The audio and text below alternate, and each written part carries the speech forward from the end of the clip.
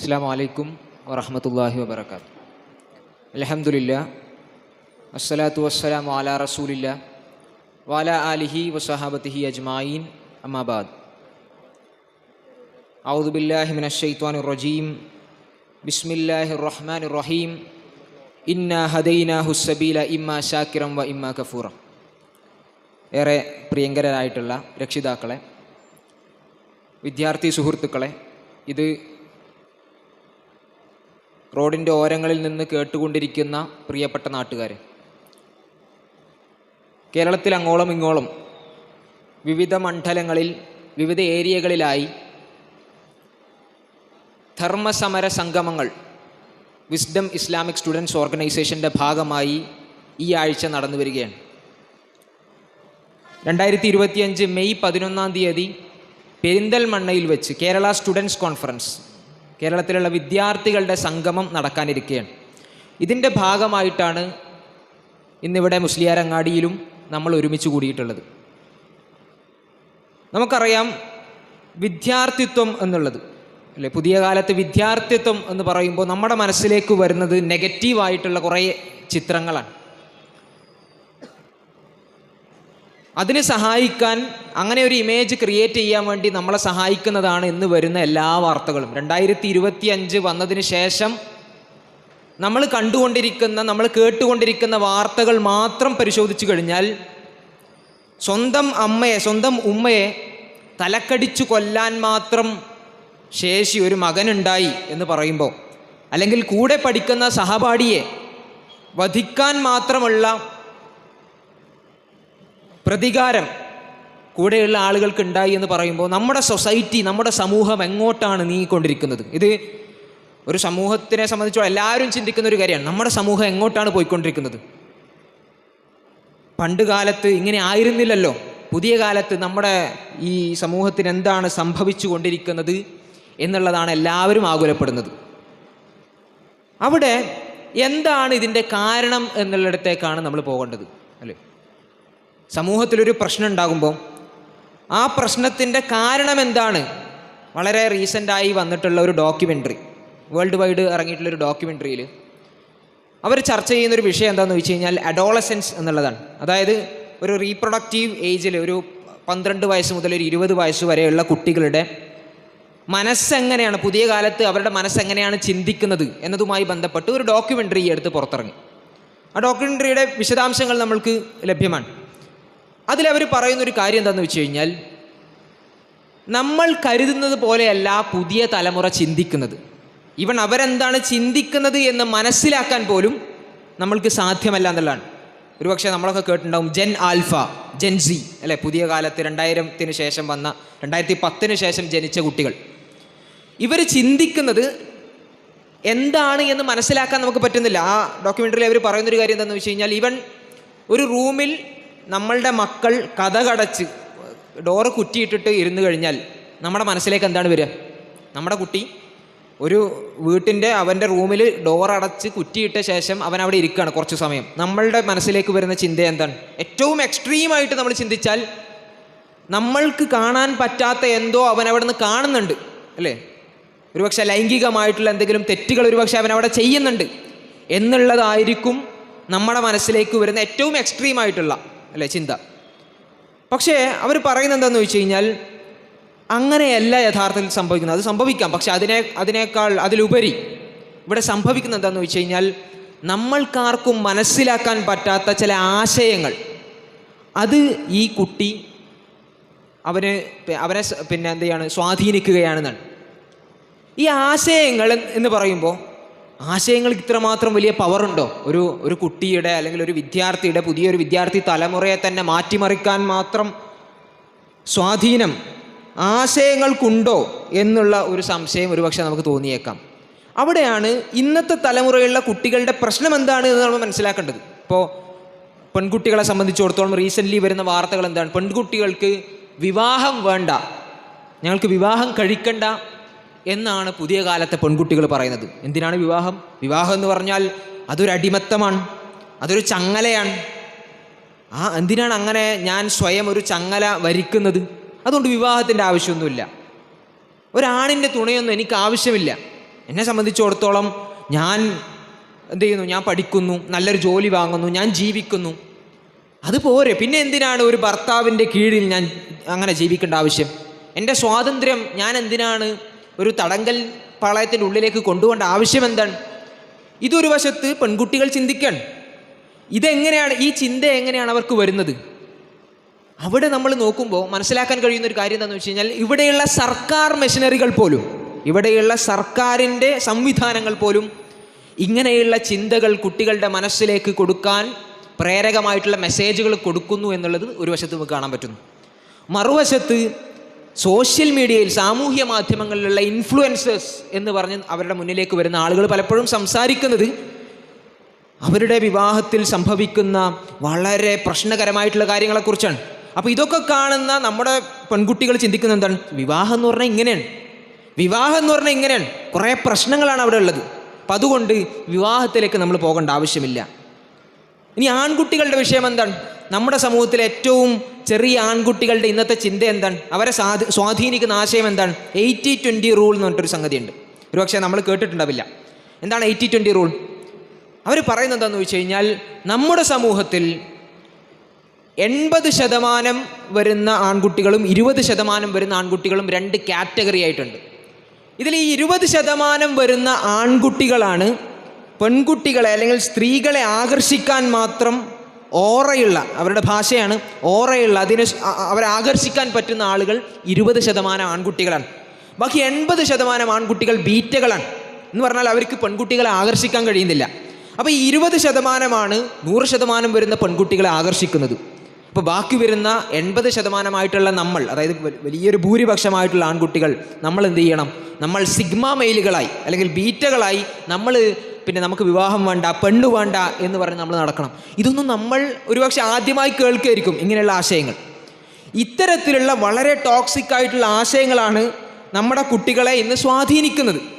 അപ്പോൾ നമ്മുടെ സമൂഹത്തിൽ ലഹരി വ്യാപിക്കുന്നു, അല്ലെങ്കിൽ നമ്മുടെ സമൂഹത്തിലുള്ള കുട്ടികൾ വഴിതെറ്റുന്നു എന്ന് നമ്മൾ പറയുന്നതിനപ്പുറം എന്താണ് അവരെ സ്വാധീനിക്കുന്നത് എന്ന് നമ്മൾ മനസ്സിലാക്കി കഴിഞ്ഞാൽ, അതിൻ്റെ ആ പടിക്കലേക്ക് നമ്മൾ കയറിക്കഴിഞ്ഞാൽ കാണുന്ന കാഴ്ചകളാണ് ഞാൻ ഈ പറഞ്ഞിട്ടുള്ളത്. അപ്പോൾ അവിടെ എന്താണ് ഏത് ആശയമാണ് നമ്മൾ പിന്തുടരേണ്ടതുള്ളത്? ഇപ്പോൾ ഒരു കുട്ടിയെ സംബന്ധിച്ചിടത്തോളം, ഒരു 10 വയസ്സ് അല്ലെങ്കിൽ 15 വയസ്സ് ഇൻസ്റ്റഗ്രാമിൽ കുത്തിക്കളിക്കുന്ന ഒരു കുട്ടിയെ സംബന്ധിച്ചിടത്തോളം, ഞാൻ സബ്സ്ക്രൈബ് ചെയ്യുന്ന ആശയം അത് നല്ലതാണോ ചീത്തയാണോ എന്ന് മനസ്സിലാക്കാനുള്ള പ്രായം അവനായിട്ടില്ല, അല്ലെങ്കിൽ അതിനുള്ള പക്വത അവന് വന്നിട്ടില്ല. പക്ഷേ അവനിലേക്ക് ഇങ്ങനെയുള്ള ആശയങ്ങൾ അടിച്ചടിച്ച് കയറി വരികയാണ്. സ്വാഭാവികമായും അവരതിൽ പെട്ടുപോകാൻ. അവിടെയാണ് പുതിയ കാലഘട്ടത്തിൽ നമ്മുടെ കുട്ടികളെ നമ്മളെങ്ങനെ കാണണം? നേരത്തെ പറഞ്ഞ പോലെ തന്നെ വിവാഹവുമായി ബന്ധപ്പെട്ട് പെൺകുട്ടികളെ സംബന്ധിച്ചിടത്തോളം അവർക്ക് അങ്ങനെയുള്ള ആശങ്കകളുണ്ടെങ്കിൽ അവിടെ മാതൃകയാവേണ്ടത് ആരാണ്?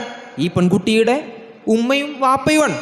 അവരെ സംബന്ധിച്ചിടത്തോളം ഈ പെൺകുട്ടി, അവരുടെ മകൾ, അവൾ കണ്ടു വളരേണ്ടത് നല്ല ഒരു ദാമ്പത്യ ജീവിതമാണ്. ഇതാണ് അവിടെ നമ്മൾക്ക് ചെയ്യാനുള്ളൊരു കാര്യം. അതല്ലാതെ പിന്നെ ഒരു കുട്ടി വന്ന് എനിക്ക് വിവാഹത്തിന് താല്പര്യമില്ല എന്ന് പറഞ്ഞാൽ അവരെ വളരെ നിർബന്ധിച്ച് അതിലേക്ക് കൊണ്ടുപോകല്ല.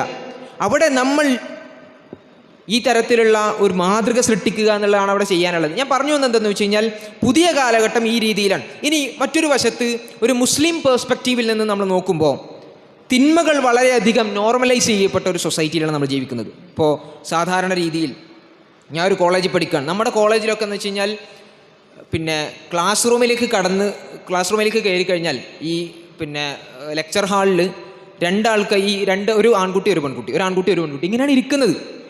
ഇവിടെയുള്ള എത്ര പേർക്ക് അറിയാമെന്നറിയില്ല. നിങ്ങളൊക്കെ മക്കൾ ഒരു പക്ഷേ കോളേജുകളിൽ പഠിക്കുന്നുണ്ടാവും. ഇത് വളരെ നോർമലൈസ്ഡ് ചെയ്യപ്പെട്ടിരിക്കുകയാണ്. അതായത് അത് എൻ്റെ ഒരു ബെസ്റ്റിയാണ്, അല്ലെങ്കിൽ എൻ്റെ ഒരു ഗേൾ ഫ്രണ്ടാണ്, ഞങ്ങൾ ഒരുമിച്ചിരിക്കുന്നു, അതിനെന്താ പ്രശ്നം എന്നാണ് ചോദ്യം. ഞങ്ങൾ ഒരുമിച്ചിരിക്കുന്നതിൽ, എൻ്റെ ബോയ്ഫ്രണ്ടുമായി എൻ്റെ ഗേൾ ഫ്രണ്ടുമായി ഞാൻ ഒരുമിച്ചിരിക്കുന്നതിൽ നിങ്ങൾക്കെന്താണ് പ്രശ്നം? ഞങ്ങൾ മറ്റ് പിന്നെ വളരെ വൃത്തികെട്ട ഏതെങ്കിലും കാര്യത്തിലേക്കൊന്നും പോകുന്നില്ലല്ലോ, ഞങ്ങൾ ഒരുമിച്ചിരിക്കുന്നു എന്ന് മാത്രമല്ലേ ഉള്ളൂ, അതിന് നിങ്ങൾക്കെന്താണ് പ്രശ്നം? ഇതാണ് ചോദ്യം. അപ്പോൾ ഇങ്ങനെ തിന്മകൾ നോർമലൈസ് ചെയ്യപ്പെട്ട ഒരു സൊസൈറ്റിയിലാണ് നമ്മൾ ജീവിക്കുന്നത്. അവിടെ മതം എന്ന് പറയുമ്പോൾ, അല്ലെങ്കിൽ ഇങ്ങനെ ഇരിക്കാൻ പാടില്ല, അത് തിന്മയാണ്, അത് മതം വിരോധിച്ചതാണെന്ന് പറയുമ്പം മതമോ? ഈ കാലഘട്ടത്തിലോ, ഈ 21-ാം നൂറ്റാണ്ടിൽ 2025 മതം പറയാൻ നിങ്ങൾക്ക് ഒരു ലജ്ജയില്ലേ എന്നുള്ള തരത്തിലാണ് ഇന്നത്തെ സമൂഹത്തിൽ ആളുകൾ ചിന്തിച്ചുകൊണ്ടിരിക്കുന്നത്, അല്ലെങ്കിൽ കുട്ടികൾ ചിന്തിച്ചുകൊണ്ടിരിക്കുന്നത്. മതമെന്ന് പറയുന്നത് വളരെ പ്രൈവറ്റ് സ്പേസിലേക്ക് വന്ന് അവരുടെ വീടിൻ്റെ ഉള്ളിലോ അല്ലെങ്കിൽ മനസ്സിൽ മാത്രം സൂക്ഷിക്കേണ്ട, മതവുമായി ബന്ധപ്പെട്ട യാതൊരു കാര്യം, ഈവൻ അവർ പറയുന്നതെന്ന് വെച്ച് കഴിഞ്ഞാൽ നമ്മുടെ അണ്ടർവെയർ പോലെയാണ് മതം എന്ന് പറഞ്ഞാൽ. അത് ഉള്ളിൽ വെക്കേണ്ട സംഗതിയാണ്. ആരും അണ്ടർവെയർ പുറത്തിട്ടിട്ട് നടക്കൂലല്ലോ. അപ്പം മതം എന്ന് പറഞ്ഞാൽ അത് അണ്ടർവെയർ പോലെയാണ്. അതിങ്ങനെ ഉള്ളിൽ ധരിച്ച് നമ്മൾ നടക്കേണ്ടതാണ്, അതിനിങ്ങനെ പുറത്ത് കാട്ടി നടക്കേണ്ടതാണ്. അവിടെ നമ്മളുടെ കുട്ടികൾക്ക് തിരിച്ചു പറയാൻ സാധിക്കണം, അല്ല, ഞങ്ങളെ സംബന്ധിച്ചിടത്തോളം ഞങ്ങളുടെ മതം എന്നുള്ളത് അത് സുപ്പീരിയറാണ്. അത് പാലിച്ചുകൊണ്ട് അതിൻ്റെ ആധാരങ്ങൾ, അതിൻ്റെ ചിഹ്നങ്ങൾ കാണിച്ചുകൊണ്ട് ഒരു സമൂഹത്തിൽ ജീവിക്കുക എന്ന് പറയുമ്പോൾ, തിന്മകൾ അത്രയധികമുള്ളൊരു സമൂഹത്തിൽ ഈ മതം അനുശാസിച്ചുകൊണ്ട് തന്നെ ജീവിക്കും എന്ന് പറയാൻ, അത് സുപ്പീരിയറാണ് എന്ന് പറയാൻ അവർക്ക് സാധിക്കണമെങ്കിൽ അവിടെ ആശയപരമായിട്ടുള്ളൊരു പിൻബലം വേണം. ഇന്നത്തെ സമൂഹം എന്നുള്ളത് ആശയപരമായിട്ടുള്ള യുദ്ധമാണ്. ആ യുദ്ധത്തിൽ ഇസ്ലാം എന്ന് പറയുന്ന ഒരു ആശയത്തെ മുറുകെ പിടിച്ചുകൊണ്ട് ജീവിക്കാൻ സാധിക്കണമെങ്കിൽ ഇസ്ലാം എന്താണ് എന്ന് രുചിച്ചറിയണം. അവിടെയാണ് ഞാൻ നേരത്തെ പറഞ്ഞ പോലെ ഇങ്ങനെയുള്ള ഐഡിയോളജീസ്, അല്ലേ, ശത്രുക്കളെ മനസ്സിലാക്കി കഴിഞ്ഞാൽ മാത്രമേ അതിനെ പ്രതിരോധിക്കാൻ സാധ്യമാവൂ. ശത്രു ഏതാണ്, ശത്രു ആരാണ് എന്ന് തിരിച്ചറിഞ്ഞാലാണ് അതിനെ പ്രതിരോധിക്കാൻ സാധിക്കുക. അവിടെ ശത്രു ആരാണ് എന്നുള്ള ചോദ്യത്തിന് മുന്നിലേക്ക് നമ്മൾ പോകുമ്പോൾ അവിടെ ഒരുപാട് ശത്രുക്കളുണ്ട്. ഒന്ന് ലിബറലിസമാണ്. എന്താണ് ലിബറലിസം? നമ്മൾ സ്ഥിരം കേൾക്കുന്നൊരു വേർഡാണ് ലിബറലിസം എന്നുള്ളത്. നമ്മുടെ സമൂഹം ഫുള്ളി ലിബറലായിരിക്കുകയാണ്, അല്ലേ? സമൂഹത്തിൽ ഫുള്ള് ലിബറലൈസ് ചെയ്യപ്പെട്ടിരിക്കുകയാണ്. എന്താണ് യഥാർത്ഥത്തിൽ ലിബറലിസം? എന്നെ സംബന്ധിച്ചിടത്തോളം എനിക്കെന്ത് നന്മയായി തോന്നുന്നുവോ അത് ചെയ്യാൻ എനിക്ക് സ്വാതന്ത്ര്യം വേണം, അതെൻ്റെ അവകാശമാണ് എന്ന് പറയുന്നതാണ് ഏറ്റവും ചുരുക്കി പറഞ്ഞാൽ ലിബറലിസം. അവിടെ യഥാർത്ഥത്തിൽ ഇസ്ലാം അതേസമയം പറയുന്നത് എന്താണ്? നിങ്ങൾക്കൊരു കാര്യം നന്മയോ തിന്മയോ എന്ന് പറയുന്നുണ്ടെങ്കിൽ അത് പടച്ചവൻ പറഞ്ഞു തന്ന കാര്യങ്ങളാണ്. ഇപ്പോൾ നമ്മളിവിടെ പടച്ചവനെക്കുറിച്ച് പറയുമ്പോൾ, പ്രവാചകനെക്കുറിച്ച് പറയുമ്പോൾ, കിതാബുകളെ ഖുർആനെ കുറിച്ച് പറയുമ്പോൾ അതൊക്കെ ഒരു ഇൻഫീരിയർ ആയിട്ടാണ് പുതിയ കാലഘട്ടത്തിലുള്ള കുട്ടികൾ കാണുന്നത്. അവിടെ നമ്മൾ മനസ്സിലാക്കേണ്ട ഒരു കാര്യം എന്താണെന്ന് വെച്ച് കഴിഞ്ഞാൽ, ഈ പറയുന്ന പടച്ച റബ്ബ് പറഞ്ഞിട്ടുള്ള കാര്യങ്ങൾ അവരുടെ മനസ്സിലേക്ക് ഊട്ടിയുറപ്പിക്കുക എന്നുള്ളതാണ് ഏറ്റവും ബേസിക്കായിട്ട് നമ്മൾ ചെയ്യേണ്ട കാര്യം. ഈവൻ ഒരു ചില ഉദാഹരണങ്ങൾ മാത്രം നമ്മൾ പരിശോധിച്ചാൽ മതി. പുതിയ കാലഘട്ടത്തിൽ ഇവർ പറയുന്നത് എന്താണെന്ന് വെച്ച് കഴിഞ്ഞാൽ, നിങ്ങൾ നോക്കൂ, നമ്മൾ പുരോഗമിച്ചു കൊണ്ടിരിക്കുകയാണ്, അല്ലെ? യൂറോപ്പ് പുരോഗമിച്ചൊരു രാജ്യമാണ്, അല്ലെങ്കിൽ അമേരിക്ക എന്ന് പറഞ്ഞാൽ, വെസ്റ്റ് എന്ന് പറഞ്ഞാൽ, അല്ലെ, പാശ്ചാത്യ രാജ്യങ്ങൾ എന്ന് പറഞ്ഞാൽ അത് പുരോഗമിച്ച ഒരു സൊസൈറ്റിയാണ്. നോക്കൂ, അവിടെയല്ല ഏറ്റവും വലിയ ബിൽഡിങ്ങുകളുള്ളത്, ഏറ്റവും നല്ല കോളേജുകളുള്ളത്, ഏറ്റവും നല്ല യൂണിവേഴ്സിറ്റികളുള്ളത്, അതൊക്കെ യൂറോപ്പിലല്ലേ? അപ്പോൾ ആ യൂറോപ്പിലുള്ള ധാർമ്മികതയല്ലേ നമ്മൾ എടുക്കേണ്ടത്? അവിടെയാണ് നമ്മൾ തിരിച്ചു പറയേണ്ടത്, യഥാർത്ഥത്തിൽ പുരോഗമനമെന്ന് പറയുന്നത്, അല്ലെ, പുരോഗമനമെന്ന് പറയുന്നത് അത് കേവലമായിട്ടുള്ള സയൻറ്റിഫിക് ആയിട്ടുള്ള, അല്ലെങ്കിൽ ഇവിടെയുള്ള ഈ രീതിയിൽ ടെക്നോളജിക്കലായിട്ടുള്ള പുരോഗമനം മാത്രമല്ല, ധാർമ്മികത എന്ന് പറഞ്ഞൊരു സംഗതിയുണ്ട്. ഇനി ഇവർ യൂറോപ്പിനെ കുറിച്ച് പറയുന്ന ആളുകളോട് നമ്മൾ തിരിച്ചു ചോദിക്കുക. യൂറോപ്പിൽ ഇവർ സാധാരണ പറയുന്നൊരു കാര്യമാണ്, യൂറോപ്യൻസ് ആയിട്ടുള്ള ആളുകൾക്കാണ് ഏറ്റവും അധികം സന്തോഷമുള്ളത്. യൂറോപ്യൻസ് ആയിട്ടുള്ള നോർഡിക് കൺട്രീസ് എന്ന് അവർ പറയും. ഡെൻമാർക്ക്, സ്വീഡൻ, നോർവേ, സ്വിറ്റ്സർലാൻഡ് പോലെയുള്ള ചില രാഷ്ട്രങ്ങളുണ്ട്. അവിടെ മതമില്ല. ഇപ്പം മതമില്ലാത്ത ഈ രാജ്യങ്ങൾ നമ്മൾ നോക്കുകയാണെങ്കിൽ അവർ വേൾഡ് ഹാപ്പിനെസ് ഇൻഡെക്സ്, അല്ലേ, ലോകത്തെ സമാധാന പട്ടിക സൂചികയുമായി ബന്ധപ്പെട്ട പട്ടിക നമ്മൾ നോക്കുമ്പോൾ അപ്പോൾ ഈ പറയുന്ന മതമില്ലാത്ത രാജ്യങ്ങളാണല്ലോ ഏറ്റവും മുമ്പിലുള്ളത്. അപ്പോൾ പിന്നെ മതത്തിൻ്റെ ആവശ്യമില്ലല്ലോ എന്നുള്ളതാണ് ചോദ്യം. ഇതിൻ്റെ രസം എന്താണെന്ന് വെച്ച് കഴിഞ്ഞാൽ, ഇങ്ങനെയുള്ള ചോദ്യങ്ങളൊക്കെ ഒന്നാമത് ഫ്ലോസാണ്. യഥാർത്ഥത്തിൽ ഈ പറയുന്ന ഡെൻമാർക്കും, നോർവേ, സ്വീഡൻ, സ്വിറ്റ്സർലാൻഡ് പോലുള്ള രാജ്യങ്ങൾ നമ്മൾ പരിശോധിച്ച് കഴിഞ്ഞാൽ അവിടെയൊക്കെ മതമുണ്ട് എന്ന് നമുക്ക് കാണാൻ പറ്റും. ഒരുപക്ഷെ മതം അത്രത്തോളം പ്രാക്ടീസ് ചെയ്യപ്പെടുന്നില്ല എന്നുള്ളതൊരു യാഥാർത്ഥ്യമായിരിക്കും. രണ്ടാമത്, ഇവരേറ്റവും സന്തോഷമുള്ള രാജ്യങ്ങൾ എന്ന് പറഞ്ഞ ഈ രാജ്യങ്ങളിലേക്ക് നമ്മൾ നോക്കിക്കഴിഞ്ഞാൽ മറ്റൊരു സൂചിക, അതായത് ലോകത്ത് ഏറ്റവും കൂടുതൽ ആളുകൾ ആത്മഹത്യ ചെയ്യുന്ന, സൂയിസൈഡ് റേറ്റ് ഏറ്റവും കൂടുതലുള്ള സൊസൈറ്റികൾ നോക്കിക്കഴിഞ്ഞാൽ അതും ഇതേ സൊസൈറ്റിയാണ്. അതായത് ഏറ്റവും സന്തോഷമുള്ള രാജ്യങ്ങളും ഏറ്റവും അധികം ആളുകൾ ആത്മഹത്യ ചെയ്യുന്ന രാജ്യങ്ങളും ഒരേ രാജ്യങ്ങൾ. അതെങ്ങനെ സംഭവിക്കുക? ആളുകൾ സന്തോഷം കൂടി ആൾക്കാർ ആത്മഹത്യ ചെയ്യും? അങ്ങനെ സംഭവിക്കില്ലല്ലോ. അങ്ങനെ ഒരാൾ, കേരളത്തിലുള്ള ഒരു നിരീശ്വരവാദിയായിട്ടുള്ള ഒരാൾ പറഞ്ഞത്, അത് അവർക്ക് സന്തോഷം കൂടി അവർ ആത്മഹത്യ ചെയ്യാൻ പോയതെന്നാണ്. അങ്ങനെ ഒരു സംഗതി നമ്മളെവിടെയും കേട്ടിട്ടില്ലല്ലോ. സന്തോഷം കൂടിയിട്ട് നമ്മൾ ആത്മഹത്യ ചെയ്യാന്ന് പറയുന്നൊരു സംഗതി ഇല്ലല്ലോ. അപ്പം ഇതിൻ്റെ പ്രശ്നം എന്താണെന്ന് വെച്ച് കഴിഞ്ഞാൽ, ഈ സന്തോഷ പട്ടിക അല്ലെങ്കിൽ സന്തോഷ സൂചിക അത് എന്തിനെ ബേസ് ചെയ്തിട്ടാണ് പറയുന്നത്? അത് അവിടെയുള്ള വിദ്യാഭ്യാസ മേഖല എത്രത്തോളം നല്ലതാണ്, അവിടെയുള്ള റോഡുകൾ എത്രത്തോളം നല്ലതാണ്, അവിടെയുള്ള ഹെൽത്ത് കെയർ സിസ്റ്റം, ആശുപത്രികൾ എത്രത്തോളം നല്ലതാണ്, ഇങ്ങനെയുള്ള കാര്യങ്ങൾ വെച്ചിട്ടാണ്, അഥവാ മെറ്റീരിയൽ കാര്യങ്ങൾ വെച്ചിട്ടാണ് സന്തോഷം എത്രത്തോളം ഉണ്ടെന്ന് അളക്കുന്നത്. അതല്ലാതെ മനുഷ്യൻ്റെ ഉള്ളിലുള്ള മനസ്സുഖം, അല്ലേ, സന്തോഷം, സമാധാനം എന്ന് പറയുന്ന സംഗതി ഒരിക്കലും നമ്മൾക്ക് ഏതെങ്കിലും ഒരു മാനദണ്ഡം വെച്ച് അളക്കാൻ സാധ്യമല്ല എന്നുള്ളതാണ്. അതുകൊണ്ടാണ് മതമില്ലാത്ത അല്ലെങ്കിൽ മതം പ്രാക്ടീസ് ചെയ്യപ്പെടാത്ത ഈ രാഷ്ട്രങ്ങളിൽ അവരെ സംബന്ധിച്ചിടത്തോളം അവർക്ക് മനസ്സമാധാനമില്ല. അതുകൊണ്ട് സ്വാഭാവികമായും ആത്മഹത്യയിലേക്ക് പോകുന്നു. ഒരു ചെറിയൊരു പ്രശ്നം വരുമ്പോൾ നമ്മളെ സംബന്ധിച്ചിടത്തോളം, നമ്മൾ വിശ്വാസികളെ സംബന്ധിച്ചിടത്തോളം ഒരു പ്രശ്നം വരുമ്പോൾ അവരെ സംബന്ധിച്ച് അവർക്ക് മുമ്പിലുള്ള ഒരു പ്രതീക്ഷയുണ്ട്. അത് പടച്ചോൻ എല്ലാം കാണുന്നുണ്ട് എന്നുള്ളതാണ്. പടച്ചോൻ എല്ലാം കാണുന്നുണ്ട്. ആ പടച്ചോൻ, ഞാനിപ്പോൾ ഒരു പരീക്ഷണത്തിൽ അകപ്പെട്ടിരിക്കുകയാണ്, പടച്ചോനോട് പ്രാർത്ഥിച്ചു കഴിഞ്ഞാൽ ഒരു പക്ഷേ ഇവിടെ എനിക്കതിനുള്ള ഉത്തരം കിട്ടും, അതല്ലെങ്കിൽ പരലോകത്ത് എനിക്കതിനുള്ള ഉത്തരം കിട്ടും. ഈ ഒരു പ്രതീക്ഷയില്ലാത്ത ഒരു യുക്തിവാദി, ഒരു നിരീശ്വരവാദിയെ സംബന്ധിച്ചിടത്തോളം അവന് പിന്നെയുള്ള ആകെയുള്ള മാർഗം എൻ്റെ ജീവിതം കഴിഞ്ഞു, ഇനി എനിക്കെന്ത് ചെയ്യാം? ജീവിതത്തിൽ നിന്ന് വിരമിക്കാം, അതെ, ആത്മഹത്യ ചെയ്യാം. ഇത് മാത്രമാണ് അവനെ സംബന്ധിച്ചിടത്തോളം അവൻ്റെ മുന്നിലുള്ള കാര്യം, അവന് ചെയ്യാനുള്ള കാര്യം ഇത് മാത്രമാണ്. അപ്പോൾ നമ്മളുടെ മുമ്പിലേക്ക് ഇങ്ങനെ സമ്മാന പൊതികൾ പോലെ നമ്മുടെ മുന്നിലേക്ക് വരുന്ന പല ആശയങ്ങളുടെയും അവസ്ഥ ഇതാണ്, അല്ലേ? യൂറോപ്പ് എന്ന് പറഞ്ഞാൽ അത്രയധികം പുരോഗമിച്ചു പറയുമ്പോൾ അതേ രാഷ്ട്രങ്ങളിലാണ് ഏറ്റവും അധികം സൂയിസൈഡ് ചെയ്യാനുള്ള മെഷീൻ വരെ അവർ കണ്ടുപിടിച്ചു. അത് ആ മെഷീൻ്റെ ഉള്ളിൽ കയറി കുത്തിരുന്നാൽ മതി. ആ മെഷീൻ്റെ ഉള്ളിൽ കടന്നു കഴിഞ്ഞാൽ യാതൊരു വേദനയുമില്ലാതെ നിങ്ങൾക്ക് ആത്മഹത്യ ചെയ്യാം. ഭയങ്കര ഓഫറാണ്. ഇത് പുരോഗമനം എന്നാണെന്ന് പറയുന്നത്. നമ്മൾ ആലോചിച്ച് നോക്കൂ, ഇത് പുരോഗമനമാണോ അതോ അധോഗമനമാണോ? ഇതുപോലെ തന്നെ ഇപ്പോൾ സാധാരണ പറയുന്നൊരു കാര്യമാണ്, പിന്നെ ഇന്ത്യയിൽ തന്നെ നമ്മുടെ വിവാഹപ്രായവുമായി ബന്ധപ്പെട്ട് വിവാഹപ്രായം കൂട്ടണം എന്നുള്ള ചർച്ചകൾ നമ്മുടെ ഇന്ത്യയിൽ നടക്കുകയുണ്ടായി. അതിനെ പിന്നീട് പല സംഘടനകൾ എതിർത്തതിൻ്റെ ഭാഗമായി അതുമായി ബന്ധപ്പെട്ട ചർച്ചകൾ ഇപ്പോൾ അവസാനിച്ചിരിക്കുകയാണ്. എങ്കിലും വിവാഹപ്രായം 20 എത്തിക്കണം, ആൺകുട്ടികളുടെ വിവാഹപ്രായം 25 ആക്കണം, പെൺകുട്ടികളുടെ 20 ആക്കണം. ഇതായിരുന്നു ഒരു കാലത്തെ ചർച്ച. ഈ ചർച്ച ഒരു വശത്ത് നടക്കുമ്പോൾ നമ്മൾ ചോദിച്ചൊരു ചോദ്യം ഉണ്ടായിരുന്നു, വിവാഹപ്രായം നിങ്ങൾ കൂട്ടുന്നു, ശരി, ഓക്കെ, പക്ഷേ രണ്ടുപേർ തമ്മിൽ അവർക്ക് കൺസെൻ്റ് ഉണ്ടെങ്കിൽ, പരസ്പര സമ്മതമുണ്ടെങ്കിൽ ലൈംഗിക ബന്ധത്തിൽ ഏർപ്പെടാം എന്നുള്ളതിൻ്റെ ഏജ് എത്രയാണ്? അപ്പോൾ പറയൂ, അത് അവർക്ക് ഇഷ്ടമുണ്ടെങ്കിൽ എത്ര ഏജിലായിക്കോട്ടെ, 18 വയസ്സായാൽ മതി. അപ്പം നമ്മുടെ സൊസൈറ്റിയുടെ അവസ്ഥ നിങ്ങൾ നോക്കുക.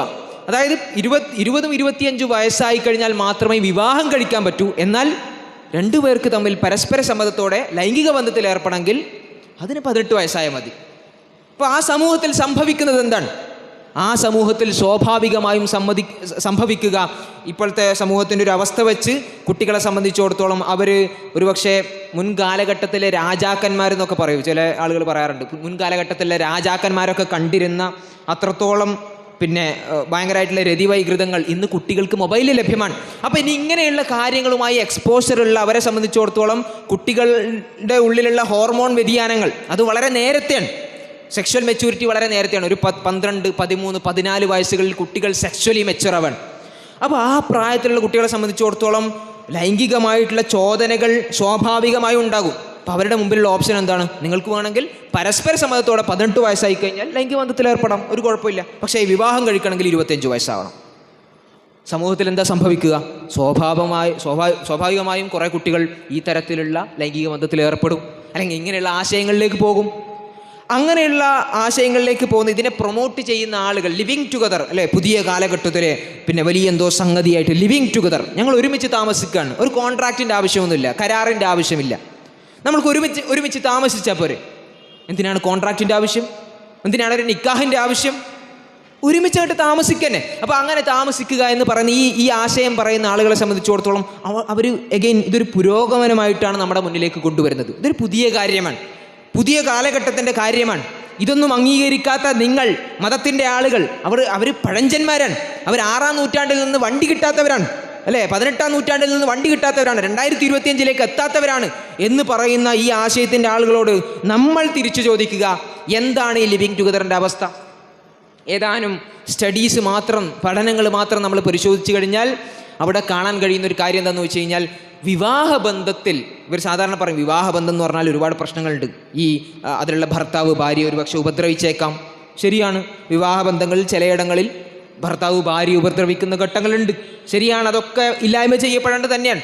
പക്ഷേ അതുകൊണ്ട് വിവാഹം ചെയ്യേണ്ടെന്നാണ് പറഞ്ഞത്. പക്ഷേ ഈ പറയുന്ന ആളുകളോട് നമ്മൾ തിരിച്ചു ചോദിക്കുക, ലിവിങ് ടുഗദറിൻ്റെ അവസ്ഥ എന്താണ്?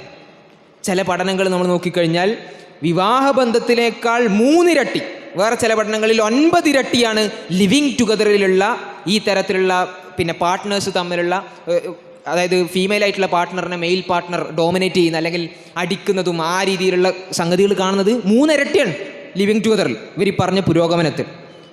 ഞാൻ ഈ 1-2 ഉദാഹരണങ്ങൾ പറഞ്ഞെന്തിനാന്ന് വെച്ച് കഴിഞ്ഞാൽ ഇതാണ് ഇവർ ഈ പറയുന്ന പുരോഗമനത്തിൻ്റെ പ്രോഗ്രസീവ്നെസ്സിൻ്റെ അവസ്ഥ ഇതാണ്. എന്നിട്ട് ഇത് നമ്മുടെ മുന്നിലേക്ക് കൊണ്ടുവന്നിട്ട് ഞങ്ങളിതാ പുതിയ എന്തോ കാര്യം 2027 പുതിയ കാലഘട്ടത്തിൽ ഞങ്ങളിതാ പുതിയ എന്തോ കാര്യം കൊണ്ടുവന്നിരിക്കുന്നു എന്ന് പറഞ്ഞ് നടക്കാൻ. അതുകൊണ്ടാണ് വിശുദ്ധ ഖുർആനിലൊക്കെ പറഞ്ഞിട്ടുള്ളത് ഇവർ ഹവയുടെ ആളുകളാണ്. ഹവയുടെ ആളുകൾ, തന്നിഷ്ടത്തിൻ്റെ ആളുകൾ. എന്താ തന്നിഷ്ടം? സ്വന്തം ഇലാഹിനെ തന്നിഷ്ടമാക്കിയ ആളുകൾ അല്ലേ? എനിക്കിഷ്ടമുള്ളത് എന്താണോ അത് ഞാൻ ചെയ്യും, എനിക്കിഷ്ടമുള്ളത് എന്താണോ, എൻ്റെ അവകാശം എന്താണോ അത് ഞാൻ ചെയ്യും, അത് ഞാൻ നേടിയെടുക്കും. എന്തോ വലിയ കാര്യമായിട്ടാണ് പറയുന്നത്. പക്ഷെ അവരോട് നമ്മൾ ആലോചിച്ച് നോക്ക്, ഈ ജീവിതം അല്ലെ എൻ്റെ ചോയ്സാണ്, ടോട്ടലി എൻ്റെ ചോയ്സാണ്.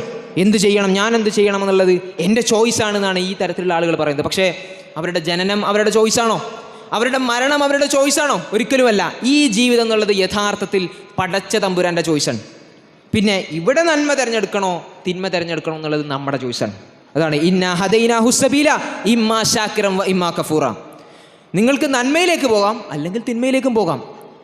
ആ ഫ്രീ വില്ല് യഥാർത്ഥത്തിൽ നമ്മൾക്ക് നൽകപ്പെട്ടിട്ടുണ്ട്. അവിടെ നമ്മൾ എന്ത് തിരഞ്ഞെടുക്കുന്നു എന്നുള്ളതാണ് പ്രധാനം അല്ലേ? എങ്ങനെയാണ് ഒരു കാര്യം നന്മയാണ് എന്ന് നമുക്ക് പറയാൻ സാധിക്കുക? ഈ നന്മയും തിന്മയുമായി ബന്ധപ്പെട്ടിട്ടുള്ള ചർച്ചകൾ വളരെ കാലങ്ങളായി നമ്മുടെ ബുദ്ധിജീവി സർക്കിളുകളിൽ നടക്കുന്നൊരു ചർച്ചയാണ്. അതായത് എന്താണ് നന്മ അല്ലെങ്കിൽ എന്താണ് തിന്മ? ഇത് പറയാൻ വേണ്ടിയിട്ട് പല തരത്തിലുള്ള ആശയങ്ങൾ അവർ കൊണ്ടുവന്നു.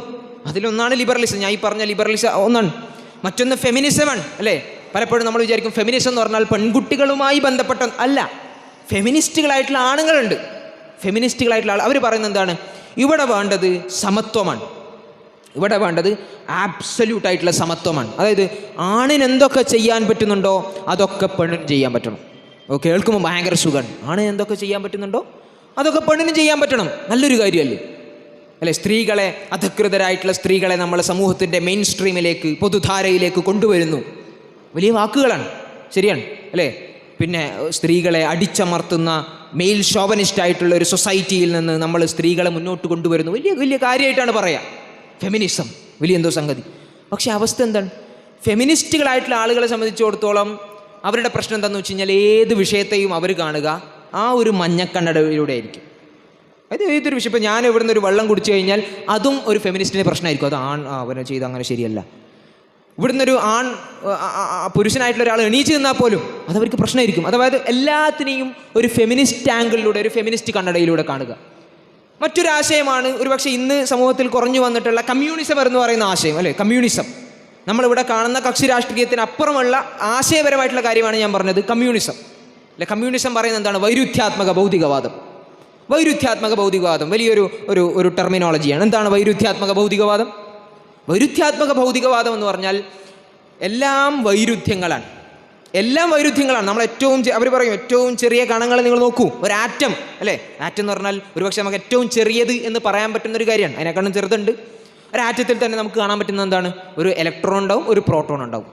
നോക്കൂ, ഇലക്ട്രോൺസും പ്രോട്ടോൺസും ഓപ്പോസിറ്റാണ്, വൈരുദ്ധ്യത്തിലാണ്. അതേപോലെ അതിനെ എക്സ്ട്രാപ്പുലേറ്റ് ചെയ്ത് കഴിഞ്ഞാൽ സമൂഹത്തിലെല്ലാം വൈരുദ്ധ്യത്തിലാണുള്ളത്. ഈ സൊസൈറ്റി, ഈ സമൂഹം നോക്കൂ, മുതലാളിമാരുണ്ട്, തൊഴിലാളികളുണ്ട്. മുതലാളിമാർ തൊഴിലാളികൾക്കെതിരെ നിൽക്കുന്നു. അതുകൊണ്ട് സർവ്വലോക തൊഴിലാളികളെ നിങ്ങൾ സംഘടിക്കുവിൻ. ശരിയാണ്, ഒരു കാലഘട്ടത്തിൽ മുതലാളിത്തം തൊഴിലാളികളെ അടിച്ചമർത്തിക്കൊണ്ടിരുന്ന ഒരു കാലഘട്ടത്തിൽ അത് ശരിയായിരുന്നു. ആ കാലഘട്ടത്തിൽ തൊഴിലാളികളെ സംബന്ധിച്ചിടത്തോളം അവർക്ക് ആകെ ഉണ്ടായിരുന്ന പ്രതീക്ഷ അതായിരുന്നു. പക്ഷേ പിന്നീട് എന്താണ് സംഭവിച്ചത്? കേരളത്തിൽ 1970-കൾ 80-കൾ നോക്കിക്കഴിഞ്ഞാൽ കേരളത്തിൻ്റെ തെരുവീഥികളിൽ ഇതേപോലെ തേനും പാലും ഒഴുകുന്ന റഷ്യയെക്കുറിച്ച്, തേനും പാലും ഒഴുകുന്ന USSRനെ കുറിച്ചുള്ള ചർച്ചകളുണ്ടായിരുന്നു. USSR എന്ന് പറഞ്ഞാൽ അതൊരു സ്വർഗലോകമാണ്. അങ്ങനെയുള്ളൊരു തൊഴിലാളി വർഗ സമഗ്രാധിപത്യത്തിലേക്ക് നമ്മൾ എത്തിച്ചേരണം എന്ന് പറഞ്ഞിരുന്ന ഒരു കാലഘട്ടം ഉണ്ടായിരുന്നു. പിന്നീട് എന്താ സംഭവിച്ചത്? 1990-കൾ കഴിഞ്ഞ് നമ്മൾ നോക്കുമ്പോൾ ഇവർ ഈ പറഞ്ഞ തേനും പാലും ഒഴുകുന്ന USSR തകരുകയാണ്. ആ USSR തകർന്നു. അതിനുശേഷം പിന്നീട് അവിടെ എന്താണ് സംഭവിച്ചത് എന്ന് നമുക്കറിയാം. ഇങ്ങനെ ഹ്യൂമനിസം അല്ലേ? ഹ്യൂമനിസം, നമ്മൾക്ക് മതത്തിൻ്റെ ആവശ്യമില്ല. 1800-കളിൽ വന്ന മറ്റൊരു ആശയമായിരുന്നത്. നമ്മൾക്ക് മതത്തിൻ്റെ ആവശ്യം എന്താണ്? ഇവിടെ എല്ലാ പ്രശ്നങ്ങൾക്കും കാരണം അത് മതമാണ്. അതുകൊണ്ട് മതത്തിൻ്റെ ആവശ്യം നമ്മൾക്കില്ല എന്ന് പറഞ്ഞു വന്ന ഒരാശയമാണ് ഹ്യൂമനിസം. അവർ പറഞ്ഞ എന്താണ്? മതമാണ് എല്ലാത്തിൻ്റെയും പ്രശ്നം, എല്ലാ ദുരന്തങ്ങളുടെയും ദുഃഖങ്ങളുടെയും ദുരിതങ്ങളുടെയും കാരണം മതമാണ്. അതുകൊണ്ട് മതത്തെ നമ്മൾ മാറ്റി നിർത്തണം. എന്നിട്ട് എന്ത് ചെയ്യണം? നമ്മൾ മനുഷ്യത്വത്തെ ഉയർത്തിപ്പിടിക്കണം. കേട്ടാൽ ഭയങ്കര നല്ലൊരു കാര്യമാണ് അല്ലേ? മനുഷ്യത്വം എല്ലാവർക്കും വേണ്ട ഒരു കാര്യമല്ലേ? മനുഷ്യത്വം എന്ന് പറഞ്ഞാൽ ആർക്കാണ് വേണ്ടത്? ആർക്കാണ് ഇഷ്ടപ്പെടാത്തത്? അപ്പോൾ മനുഷ്യത്വമാണ് നമുക്ക് വേണ്ടത്, ഹ്യൂമനിസമാണ് നമുക്ക് വേണ്ടത്. അങ്ങനെ 1800-കളിൽ 1850-കളിലൊക്കെ യൂറോപ്പിലുള്ള ബുദ്ധിജീവി സർക്കിളിലുണ്ടായിരുന്ന ഒരു ചർച്ചയായിരുന്നു ഇത്. അപ്പം അങ്ങനെ അവർ 1900-കളിലേക്ക് എത്തുമ്പോൾ, കഴിഞ്ഞ നൂറ്റാണ്ടിൻ്റെ ആദ്യ പാദത്തിലേക്ക് എത്തുമ്പോൾ മതമില്ലാത്ത യൂറോപ്പാണ് നമുക്ക് കാണാൻ സാധിക്കുന്നത്. മതത്തിൻ്റെ ഊന്നുവടികളൊക്കെ ഉപേക്ഷിച്ചുകൊണ്ട് പിന്നെ ഒരു നൂറ്റാണ്ടിലേക്ക് അവർ കടക്കാൻ. പക്ഷേ പിന്നീട് സംഭവിച്ചത് എന്താണ്? അവർ കാണുന്നത്, അവരുടെ മുന്നിലേക്ക് വരുന്നത് ഒന്നാം ലോക മഹായുദ്ധമാണ്. അതിനുശേഷം രണ്ടാം ലോക മഹായുദ്ധമാണ്. അവിടെ ഏത് മതമാണ് ഈ ഒന്നാം ലോക മഹായുദ്ധവും രണ്ടാം ലോക മഹായുദ്ധം ഉണ്ടാക്കിയിട്ടുള്ളത്? മതവുമായി യാതൊരു ബന്ധവും ഈ പറയുന്ന ഇത്രയധികം മനുഷ്യരുടെ ജീവനെടുത്ത ലോകമഹായുദ്ധങ്ങൾക്ക് മതവുമായി യാതൊരു ബന്ധവുമില്ല എന്ന് അവിടെ ഉണ്ടായിരുന്ന ആളുകൾ മനസ്സിലാക്കാൻ, സാധാരണക്കാർ മനസ്സിലാക്കാൻ. അഥവാ മതമാണ് എല്ലാത്തിൻ്റെയും പ്രശ്നം, എല്ലാ യുദ്ധങ്ങളുടെയും കലാപങ്ങളുടെയും പ്രശ്നങ്ങളുടെയും കാരണം മതമാണ് എന്ന് പറഞ്ഞ നമ്മുടെ ആശയം അതിനെവിടെയോ തെറ്റ് പറ്റിയിട്ടുണ്ട് എന്നവർ തിരിച്ചറിയാൻ. ഞാൻ പറഞ്ഞത് ഇങ്ങനെ 1, 2, 3 എക്സാമ്പിളുകൾ ഞാൻ പറഞ്ഞെന്തെന്ന് വെച്ച് കഴിഞ്ഞാൽ, ഇങ്ങനെ പലതരത്തിലുള്ള ആശയങ്ങൾ നമ്മുടെ സമൂഹത്തിലേക്ക് ഓരോ കാലഘട്ടത്തിലും കടന്നു വന്നിട്ടുണ്ട്. എങ്ങനെയാണ് നന്മ, എന്താണ് നന്മ, എന്താണ് തിന്മ എന്ന് വ്യവച്ഛേദിക്കാൻ വേണ്ടിയിട്ട് പല ആശയങ്ങളും കടന്നു വന്നിരുന്നു. കമ്മ്യൂണിസത്തെ സംബന്ധിച്ചിടത്തോളം തൊഴിലാളി വർഗത്തിൻ്റെ കൂടെ നിൽക്കലാണ് നന്മ, മുതലാളിത്തത്തിനെതിരെയുള്ള സമരമാണ് നന്മ അല്ലേ? അതുപോലെ തന്നെ ഫെമിനിസത്തെ സംബന്ധിച്ചിടത്തോളം സ്ത്രീപക്ഷവാദമാണ് നന്മ അല്ലേ? പുരുഷന്മാർക്ക് വേണ്ടി വാദിക്കലാണ് തിന്മ. ഇങ്ങനെ ഓരോരുത്തരും അവരുടെ ആശയങ്ങൾ, അവരുടെ ബുദ്ധിയിൽ ഉദിച്ച ആശയങ്ങളുമായി ബന്ധപ്പെട്ട് അവർ മുന്നോട്ട് വരുമ്പോൾ പിന്നീട് സംഭവിച്ചത് എന്താണ്? ഓരോ ആശയങ്ങളും ഇങ്ങനെ തകർന്ന് പോവാൻ. പക്ഷെ അവിടെയൊക്കെ ഈ ഇൻ്റലക്ച്വൽ സർക്കിളുകളിൽ നമ്മൾ നോക്കുകയാണെങ്കിൽ അവിടെയൊക്കെ ആശയപരമായ യുദ്ധമുഖത്ത് മറുവശത്തുണ്ടായിരുന്നത് ഇസ്ലാമാണ് എന്ന് കാണാൻ സാധിക്കും. ഇസ്ലാമിനെ സംബന്ധിച്ചിടത്തോളം ഇസ്ലാം ഒരു കാര്യം നന്മയാണ് എന്ന് പറഞ്ഞിട്ടുണ്ടോ, ഒരു കാര്യം തിന്മയാണെന്ന് പറഞ്ഞിട്ടുണ്ടോ? അതിൽ നിന്ന് അണുകിട മാറാൻ ഇസ്ലാമിന് അങ്ങനെ ചെയ്യേണ്ടി വന്നിട്ടില്ല. മുസ്ലിങ്ങളെ സംബന്ധിച്ചിടത്തോളം അങ്ങനെ ചെയ്യേണ്ടി വന്നിട്ടില്ല. കാരണം എന്താണ്? ആ കാരണമാണ് പ്രധാനം. ഇങ്ങനെയുള്ള ആശയങ്ങളൊക്കെ നമ്മൾ പരിശോധിച്ച് കഴിഞ്ഞാൽ അതൊക്കെ ഉരുത്തിരിഞ്ഞു വന്നിട്ടുള്ളത് ചില ആളുകളുടെ ചിന്തകളിൽ നിന്നായിരുന്നു. ഫെമിനിസം, ഹ്യൂമനിസം, ലിബറലിസം, കമ്മ്യൂണിസം ഇതൊക്കെ ഉരുത്തിരിഞ്ഞു വന്നത് ചില ആളുകളുടെ മൈൻഡുകളിൽ നിന്നായിരുന്നു, അവരുടെ ചിന്തകളിൽ നിന്നായിരുന്നു. മനുഷ്യനെ സംബന്ധിച്ചിടത്തോളം അവന് പരിമിതികളുണ്ട് എന്നുള്ളത് നമ്മൾ അംഗീകരിച്ചേ പറ്റൂ. മനുഷ്യന് പരിമിതിയുണ്ട് എന്നുള്ളത് നമ്മൾ അംഗീകരിച്ചേ പറ്റൂ. എന്നെ സംബന്ധിച്ചിടത്തോളം എനിക്ക് കാഴ്ചക്ക് പരിമിതിയുണ്ട്. എന്താണ് എൻ്റെ പരിമിതി? എനിക്ക് പരമാവധി കാണാൻ പറ്റുന്നത് അവിടെ വരെയാണ്. എൻ്റെ കേൾവിക്ക് പരിമിതിയുണ്ട്. 20 ഡെസിബൽ മുതൽ 20,000 ഡെസിബൽ വരെയാണ് മാക്സിമം എനിക്ക് കേൾക്കാൻ പറ്റുക അല്ലേ? ഇതേപോലെ എൻ്റെ കാഴ്ചക്കും എൻ്റെ കേൾവിക്കും പരിമിതിയുള്ളതുപോലെ തന്നെ എൻ്റെ ചിന്തക്കും പരിമിതിയുണ്ട്. ഇത് അംഗീകരിക്കാൻ സാധിക്കാത്ത ആളുകളാണ് ഒരു പക്ഷേ ദൈവനിരാസത്തിലേക്ക് പോകുന്നത്. ഇത് അംഗീകരിക്കാൻ സാധിക്കാത്ത ആളുകളാണ് ഒരുപക്ഷെ ലിബറലിസത്തിലേക്ക് പോകുന്നത്. അവരെ സംബന്ധിച്ചിടത്തോളം മനുഷ്യനാണ് ഏറ്റവും പ്രധാനം അല്ലേ? മനുഷ്യനാണ് പ്രധാനം. മനുഷ്യരെ സംബന്ധിച്ചിടത്തോളം അവൻ്റെ ബുദ്ധി ശക്തി എന്നുള്ളത് അതിനെ തോൽപ്പിക്കാൻ ഒന്നിനും സാധ്യമല്ല. മനുഷ്യൻ്റെ ബുദ്ധിശക്തി എന്നുള്ളത് അബ്സല്യൂട്ടാണ്, അത് എപ്പിറ്റമാണ്, അതിനപ്പുറം ഒന്നുമില്ല, അതിന് പരിമിതികളില്ല. ഈ ആശയത്തിൽ നിന്നാണ്, അല്ലെ ഈ ഒരു ചിന്തയിൽ നിന്നാണ് മനുഷ്യൻ ഉണ്ടാക്കിയെടുത്ത ആശയങ്ങൾ, അതിലൂടെയാണ് നമ്മൾ സഞ്ചരിക്കേണ്ടത് എന്ന തോന്നൽ മനുഷ്യന് വരുന്നത്. പക്ഷേ ഒരു മുസ്ലിമിനെ സംബന്ധിച്ചിടത്തോളം, ഒരു വിശ്വാസിയെ സംബന്ധിച്ചിടത്തോളം നേരത്തെ പറഞ്ഞ പോലെ തന്നെ കാഴ്ചക്കും കേൾവിക്കും പരിമിതിയുള്ളതുപോലെ തന്നെ അവനെ സംബന്ധിച്ചിടത്തോളം അവൻ്റെ ചിന്തകൾക്കും പരിമിതിയുണ്ട്. അതവൻ അംഗീകരിക്കുകയാണ്. എൻ്റെ ചിന്തകൾക്ക് പരിമിതിയുണ്ട്. ഞാൻ മനസ്സിലാക്കിയ ഒരു കാര്യം ശരിയാണോ തെറ്റാണോ എന്ന് പൂർണ്ണമായി പറയാൻ എനിക്ക് സാധ്യമല്ല.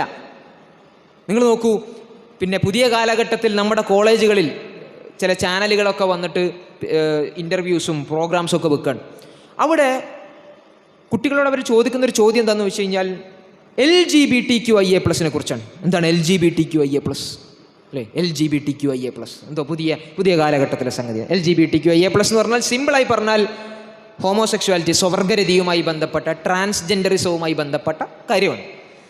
LGBT എന്ന് പറഞ്ഞാൽ ലെസ്ബിയൻ, ആണും പെണ്ണും തമ്മിൽ അതുപോലെ തന്നെ ആണും തമ്മിലുള്ള ലൈംഗികമായിട്ടുള്ള സന്തോഷം അല്ലെങ്കിൽ ആ രീതിയിലുള്ള ചോദന, അതുമായി ബന്ധപ്പെട്ടാണ് LGB വരുന്നത്. T എന്ന് പറഞ്ഞാൽ ട്രാൻസ്ജെൻഡറാണ്. എന്താണ് ഒരു ട്രാൻസ്ജെൻഡർ എന്ന് വെച്ച് കഴിഞ്ഞാൽ നമുക്ക് എല്ലാവർക്കും അറിയുന്ന കാര്യമാണ്.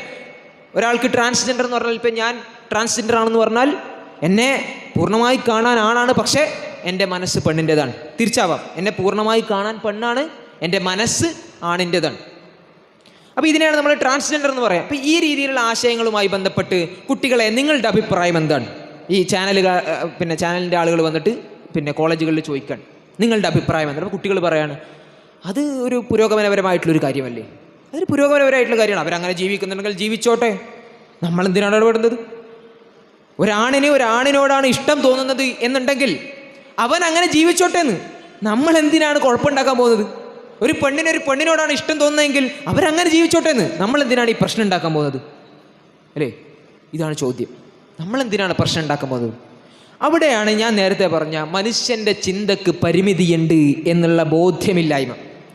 മനുഷ്യൻ്റെ ചിന്തക്ക് പരിമിതിയുണ്ട് എന്ന ബോധ്യമില്ലായ്മ അവിടെയാണ് നമ്മൾക്ക് ബോധ്യപ്പെടുന്നത്. കാരണം എന്താണ്? ഈ പറയുന്ന ആശയങ്ങളുമായി പോയാൽ എന്താ സംഭവിക്കുക? ഹോമോസെക്ഷുവാലിറ്റി അല്ലെ, സ്വവർഗരതിയുമായി ബന്ധപ്പെട്ട് മാത്രം നമ്മൾ നോക്കിക്കഴിഞ്ഞാൽ അവിടെ എന്താ കാണാൻ പറ്റുന്നത്?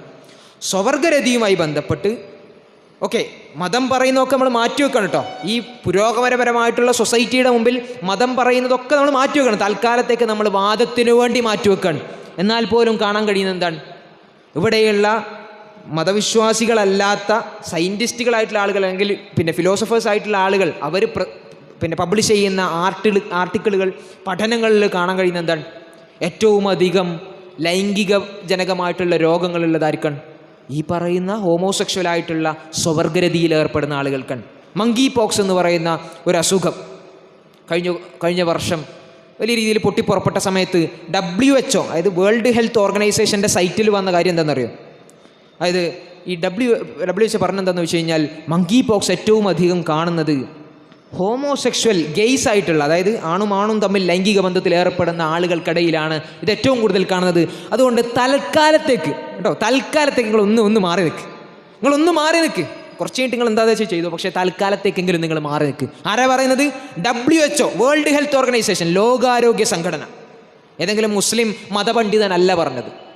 ഞാനിത് പറയാൻ കാരണം ഒരു പൊതുസമൂഹത്തിൻ്റെ മുന്നിലേക്ക് നമ്മൾ മതം പറയുമ്പോൾ നിങ്ങൾ മതം പറഞ്ഞതല്ലേ, അത് നിങ്ങളുടെ മതം പറഞ്ഞതല്ലേ, അത് ഞങ്ങൾ അംഗീകരിക്കുന്നില്ല എന്ന് പറയുന്നുണ്ടെങ്കിൽ ഇതാണ് അവസ്ഥ. ശാസ്ത്രം പറയുന്നത് ഇതാണ്. ഇനി നോക്കൂ, ട്രാൻസ്ജെൻഡറിസവുമായി ബന്ധപ്പെട്ടുകൊണ്ട് അത് നിങ്ങൾ അംഗീകരിച്ചാൽ പോരെ, എന്താ കുഴപ്പം? എന്താണ് നിങ്ങൾക്ക് എന്താണ് കുഴപ്പം? അവർ 4 ചുവരുകൾക്കുള്ളിൽ അവർ രഹസ്യമായി ചെയ്യുന്ന കാര്യത്തിനെ നിങ്ങൾ എന്തിനാണ് ഇങ്ങനെ എതിർക്കുന്നത്? അല്ലെങ്കിൽ അവർ ജീവിതകാലം മുഴുവൻ നരകിക്കുകയാണോ വേണ്ടത്? ഇതൊക്കെയാണ് ചോദ്യം. ഈ ചോദ്യം ചോദിക്കുന്ന ആളുകളോട് നമ്മൾ പറയും, നമ്മൾ സാധാരണ പറഞ്ഞെന്താണ്? ഹോമോസെക്ഷുവാലിറ്റി, സ്വവർഗരതി എന്നുള്ളത് തെറ്റാണ്. അത് എല്ലാ കാലത്തും തെറ്റാണ്. പുതിയ കാലം മാറി വരുമ്പോഴേക്ക് നമ്മുടെ ധാർമ്മികതയാകെ മാറുക. അങ്ങനൊരു സംഗതിയില്ല. അങ്ങനൊരു സംഗതി ഇസ്ലാമിനില്ല, മതത്തിനില്ല, വിശ്വാസികൾക്കില്ല. ഇസ്ലാമിനെ സംബന്ധിച്ചിടത്തോളം ഒബ്ജക്റ്റീവായിട്ടുള്ള ഒരു മോറൽ ബേസ് ഉണ്ട്, വസ്തുനിഷ്ഠമായിട്ടുള്ളൊരു ധാർമ്മികതയുണ്ട്. അതിൽ സ്വവർഗരതി തെറ്റാണ് എന്ന് പ്രവാചകൻ സ്വല്ലല്ലാഹു അലൈഹി വസല്ലം പറഞ്ഞിട്ടുണ്ടെങ്കിൽ, വിശുദ്ധ ഖുർആനിൽ പറഞ്ഞിട്ടുണ്ടെങ്കിൽ അത് എല്ലാ കാലത്തേക്കും തെറ്റാണ്. അത് പുതിയ കാലം മാറിയില്ലേ അതുകൊണ്ട് നമ്മളൊന്ന് മാറണ്ടേ? ഇല്ലില്ല, അങ്ങനെ ഒരു സംഗതിയില്ല. എല്ലാ കാലത്തും അത് തെറ്റ് തന്നെയാണ്. സമൂഹം എത്രത്തോളം മാറിക്കോട്ടെ, പക്ഷേ തെറ്റ് തന്നെയാണ്. ഇതാണ് ഇസ്ലാമിൻ്റെ രീതി.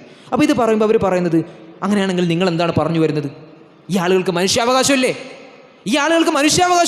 അവരുടെ അവകാശത്തെക്കുറിച്ച് നിങ്ങളെന്താണ് സംസാരിക്കാത്തത്? അവരിതൊക്കെ സപ്രസ് ചെയ്ത് അങ്ങനെ ജീവിക്കുകയാണോ വേണ്ടത്? അല്ലെ, ഇതിനെയൊക്കെ ഇങ്ങനെ അടിച്ചമർത്തി അവരുടെ മനസ്സിൻ്റെ ഉള്ളിലുള്ള ഇത്തരത്തിലുള്ള ചോദനകളെയൊക്കെ അടിച്ചമർത്തി നരകിച്ച് ജീവിക്കുകയാണോ വേണ്ടത്? ശരിയാണ്, ഈ തരത്തിലുള്ള ചോദനകൾ ഉണ്ടാവാം, ആളുകൾക്ക് ഉണ്ടാവാം. അതൊരു ജെനുവിൻ കേസുകൾ ആ വിഷയത്തിൽ ഉണ്ടാവാം. പക്ഷേ വിഷയം എന്താണെന്ന് വെച്ച് കഴിഞ്ഞാൽ, ഇവർ പറയുന്നത് പ്രകാരം നമ്മൾ വാദത്തിന് വേണ്ടി അംഗീകരിക്കുകയാണ്. ഇങ്ങനെ ഒരാൾക്ക് അവരുടെ മനസ്സിൽ അങ്ങനെ തോന്നുകയാണ്, ഒരാണിനോട് തോന്നുകയാണ്, ഒരു പെണ്ണിനോട് തോന്നുകയാണ്. ഇങ്ങനെയുള്ള പുരുഷനോടും സ്ത്രീക്ക് സ്ത്രീയോടുമുള്ള ഇങ്ങനെയുള്ള ചോദനകൾ അവർക്ക് അങ്ങനെ ഒരു ചിന്ത വന്നു എന്നുള്ളത് കൊണ്ട് അത് നമ്മൾ അംഗീകരിച്ചു കൊടുക്കണം എന്നാണ് നിങ്ങൾ പറയുന്നത് അല്ലേ? ആണ്. ഓക്കെ, അങ്ങനെയാണെങ്കിൽ സമൂഹത്തിൽ വേറൊരു വിഭാഗം ഉണ്ടല്ലോ. ആരാത്? പീഡോഫൈൽസ് അല്ലേ? കുട്ടികളെ കുട്ടികളോട് അല്ലേ, ചെറിയ കുട്ടികളോട്, പ്രായപൂർത്തി എത്തിയിട്ടില്ലാത്ത കുട്ടികളോട് ലൈംഗികമായിട്ടുള്ള ചോദനകളുള്ള ആളുകൾ സമൂഹത്തിലുണ്ട്. ഇനി നാളെ അവർ വരികയാണ്, അവർ വന്നിട്ട് പറയാണ്, ഞങ്ങൾക്കും ഒരുപാട് പ്രശ്നങ്ങളുണ്ട്. ഞങ്ങളെ സംബന്ധിച്ചിടത്തോളം കുട്ടികളോടാണ് ഞങ്ങൾക്ക് ആഭിമുഖ്യമുള്ളത്, കുട്ടികളോടാണ് ഞങ്ങൾക്ക് ലൈംഗികമായിട്ടുള്ള ചോദനയുള്ളത്. അതുകൊണ്ട് ഞങ്ങളിങ്ങനെ നരകിച്ച് ജീവിക്കണം എന്നാണോ നിങ്ങൾ പറയുന്നത്?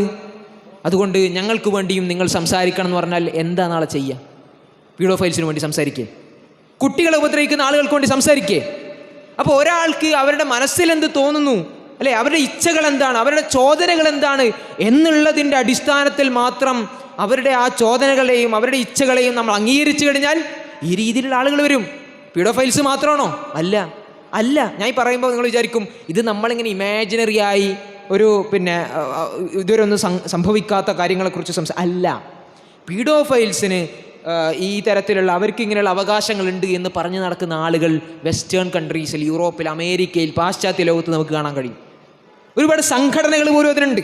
മാപ്പുകൾ, മൈനർ അട്രാക്റ്റീവ് പേഴ്സൺ, ഭയങ്കര ഫാൻസി പേരുകളൊക്കെ ഉണ്ടാവും. പീഡോഫൈൽസ് എന്നൊക്കെ പറയുമ്പോൾ ഒരു ഇൻഫീരിയോറിറ്റി ഉണ്ടല്ലോ. അപ്പോൾ അതുകൊണ്ട് ചില ഫാൻസി പേരുകൾ ഉണ്ടാവും, അല്ലേ? മാപ്പുകൾ, അതായത് മൈനർ അട്രാക്റ്റഡ് പേഴ്സൺ. അപ്പോൾ ഞങ്ങൾക്ക് എന്തുണ്ട്? ഞങ്ങൾക്ക് അവകാശമുണ്ട്. ഇത് പറഞ്ഞിട്ട് അവർ തെരുവോരങ്ങളിൽ സമരം നടത്തുകയാണ്. ഞങ്ങൾക്ക് കുട്ടികളോട് ലൈംഗികമായിട്ടുള്ള ആഭിമുഖ്യമുണ്ട്, അത് നിങ്ങൾ അംഗീകരിച്ച് തരണം. ഇത് പറഞ്ഞിട്ട് അവർ നടക്കാൻ, ഈ തെരുവിലൂടെ നടക്കാൻ. എന്താ അവസ്ഥ? ഇനി ഇത് ഇവിടെ നിൽക്കുമോ? ഇവിടെ നിൽക്കില്ല, ഇവിടെ നിൽക്കില്ല. ഇത് മുന്നോട്ട് പോയി കഴിഞ്ഞാൽ നമുക്ക് കാണാൻ പറ്റുന്നത് യൂറോപ്പിൻ്റെ മറ്റിടങ്ങളിൽ കാണുന്ന ചില രംഗങ്ങൾ എന്താണെന്ന് വെച്ച് കഴിഞ്ഞാൽ, ഞങ്ങൾക്ക് ശവങ്ങളോടാണ് ഇഷ്ടം, ശവത്തിനോടാണ് എനിക്ക് ലൈംഗികമായിട്ടുള്ള ആഭിമുഖ്യമുള്ളത്, അതുകൊണ്ട് അതിനെയും നിങ്ങൾ അംഗീകരിക്കണം, അതിനെയും സമൂഹം അംഗീകരിച്ചിരിക്കണം. ഞങ്ങൾക്ക് മൃഗങ്ങളോടാണ് ആഭിമുഖ്യമുള്ളത്, അല്ലേ? ബെസ്റ്റിയാലിറ്റി, നെക്രോഫീലി, ഇങ്ങനെയാണ് പറയാം. അപ്പോൾ ഈ രീതിയിലുള്ള ഞങ്ങൾക്ക് അങ്ങനെ ആഭിമുഖ്യമുണ്ട്, ഞങ്ങൾക്ക് ഇങ്ങനെ ആഭിമുഖ്യമുണ്ട് എന്ന് പറഞ്ഞ് അതിനെയൊക്കെ നിങ്ങൾ അംഗീകരിച്ചിരിക്കണം എന്ന് പറഞ്ഞ് നടക്കുന്ന ആളുകൾ യൂറോപ്പിലുണ്ട് എന്നുള്ളതാണ് അവിടെ കാണുന്ന യാഥാർത്ഥ്യം. പ്രശ്നം എന്താണ്? പ്രശ്നം എവിടെയാണ്? നമ്മൾ എന്തിനെ നന്മയായി പറഞ്ഞോ എന്തിനെ തിന്മയായി പറഞ്ഞോ ആ വ്യവച്ഛേദിക്കുന്നിടത്താണ് പ്രശ്നമുള്ളത്. ആ ഡിഫറൻഷിയേറ്റ് ചെയ്യുന്ന, ആ വ്യവച്ഛേദിക്കുന്ന അവിടെയാണ് പ്രശ്നമുള്ളത്. എന്താണ് നന്മ? അത് ഒരാൾക്ക് എന്തെങ്കിലും തോന്നുകയാണെങ്കിൽ അത് അംഗീകരിച്ചു കൊടുക്കുക, അതാണ് നന്മ, അല്ലേ? ലിബറലിസത്തിൻ്റെ വീക്ഷണം എന്താണ്? ഒരാൾക്ക് എന്താണ് ഇഷ്ടം, അല്ലെങ്കിൽ അയാൾക്ക് എന്താണ് തോന്നുന്നത്, അയാളുടെ ചോദന എന്താണ്, അയാളുടെ ഇഷ്ടം എന്താണ്, ഇച്ഛ എന്താണ്, അതിന് നമ്മൾ അംഗീകരിച്ചു കൊടുക്കുക, അതാണ് നന്മ. അതിനെതിരെ നമ്മൾ പറയും അത് തിന്മയാണ്. ഇതാണല്ലോ നമ്മൾ പറഞ്ഞിരുന്ന നന്മയും തിന്മയും. അപ്പം അതിൻ്റെ പ്രശ്നമാണിത്. അവിടെയാണ് നന്മയും തിന്മയും പറയാൻ, നന്മയും തിന്മയും വ്യവച്ഛേദിക്കാൻ ആർക്കാണ് സാധ്യമാവുക എന്നുള്ള ചോദ്യം ഉയരുന്നത്. നന്മയും തിന്മയും വ്യവച്ഛേദിക്കാൻ സാധ്യമാവുന്നത് ഈ നന്മ തിന്മകളെ നമ്മളെ പടച്ച പടച്ചോന് മാത്രമാണ്. ഇതെന്ത് സിമ്പിളായിട്ടുള്ള ഒരു ലോജിക്കാണ്, എത്ര സിമ്പിളായിട്ടുള്ളൊരു ലോജിക്കാണിത്. മനുഷ്യനെ സംബന്ധിച്ചിടത്തോളം മനുഷ്യൻ്റെ ബുദ്ധിക്ക് പരിമിതിയുണ്ട്. അപ്പോൾ പരിമിതിയില്ലാത്ത, അല്ലേ, പരിമിതമായ ആ ബുദ്ധിയെ സൃഷ്ടിച്ച പരിമിതികളില്ലാത്ത പടച്ചവൻ പറഞ്ഞത് അതാണ് നന്മ. അവനെന്ത് പറഞ്ഞോ നന്മയായി പറഞ്ഞോ അതാണ് നന്മ, അവനെന്ത് തിന്മയായി പറഞ്ഞോ അതാണ് തിന്മ. ഇതാണ് ഏറ്റവും സിമ്പിളായിട്ട്, ഏറ്റവും ലോജിക്കലായിട്ട് ഇവിടെ പറയാൻ പറ്റുന്നൊരു കാര്യം, അല്ലേ? പടച്ച റബ്ബിൻ്റെ നാമഗുണവിശേഷങ്ങൾ നമ്മൾ നോക്കുമ്പോൾ അൽ അലീം, അല്ലേ? അൽ അലീം, എല്ലാം അറിയുന്നവൻ. അൽ ഹക്കീം, ഓൾ വൈസ്, അല്ലേ? ഇത് പടച്ചവൻ്റെ നാമമാണ്. ഇത് മനസ്സിലാക്കി കഴിഞ്ഞാൽ, പടച്ചവൻ പറഞ്ഞതാണ് ശരിയെന്ന് മനസ്സിലാക്കി കഴിഞ്ഞാൽ ഈ പ്രശ്നങ്ങൾ അവിടെ തീർന്നു. അപ്പോൾ അവിടെ ചോദ്യം വരുന്നത് എന്താണെന്ന് വെച്ച് കഴിഞ്ഞാൽ, അങ്ങനെയാണെങ്കിൽ ഈ ആളുകളുടെ അവസ്ഥ എന്താണ്? അവർക്ക് പുരുഷനോട് ഇച്ഛകളുണ്ടല്ലോ, അല്ലെങ്കിൽ ചോദനകളുണ്ടല്ലോ, സ്ത്രീക്ക് സ്ത്രീയോടുണ്ടല്ലോ, അല്ലെങ്കിൽ വേറെ ഏതെങ്കിലും തരത്തിലുള്ള ലൈംഗികമായിട്ടുള്ള വൈകൃതങ്ങളുണ്ടല്ലോ. അപ്പോൾ അതിനെ നമ്മൾ എന്താണ് ഇപ്പോൾ ചെയ്യേണ്ടത്? ഇതാണല്ലോ ചോദ്യം. അവിടെ നമ്മൾ നോക്കുമ്പോൾ ഇവിടെ നമ്മൾ മനസ്സിലാക്കേണ്ട ഒരു കാര്യം വെച്ചാൽ ഇസ്ലാമിൻ്റെ സമ്പൂർണ്ണത, സമഗ്രത അവിടെയാണ് ബോധ്യപ്പെടുന്നത്. നിങ്ങൾ ആലോചിച്ച് നോക്കൂ, ഈ പീഡോഫൈലുകളുമായി ബന്ധപ്പെട്ടുകൊണ്ട് ഈ പറയുന്ന ലിബറൽസ് ആയിട്ടുള്ള ആളുകൾ തന്നെ കുട്ടികളുമായി അട്രാക്ഷനുള്ള, കുട്ടികളുമായി ലൈംഗിക ബന്ധത്തിൽ ഏർപ്പെടാൻ ആഗ്രഹിക്കുന്ന ആളുകളോട് അവർ പറയും പറ്റില്ല, അത് ശരിയല്ല എന്ന് പറയും, അല്ലേ? എന്നിട്ട് അവരെന്താ ചെയ്യേണ്ടത്? ഈ പീഡോഫൈലുകൾ അവരിങ്ങനെ സപ്രസ് ചെയ്ത് എല്ലാ കാര്യങ്ങളും അടിച്ചമർത്തി ജീവിക്കണം. എന്നിട്ട് അവർക്ക് എന്താ കിട്ടാൻ പോകുന്നത്? ഇവരുടെ ആശയപ്രകാരം അവർക്ക് എന്താ കിട്ടാൻ പോകുന്നത്? ഒന്നും കിട്ടാൻ പോകുന്നില്ലെന്നേ. അവർ മരണപ്പെടും. അവർക്ക് അവരുടെ ലൈംഗിക ചോദനകളൊന്നും ഒക്കെ അടക്കിപ്പിടിച്ച് അവർ ജീവിച്ച് നരകിച്ച് മരണപ്പെടും.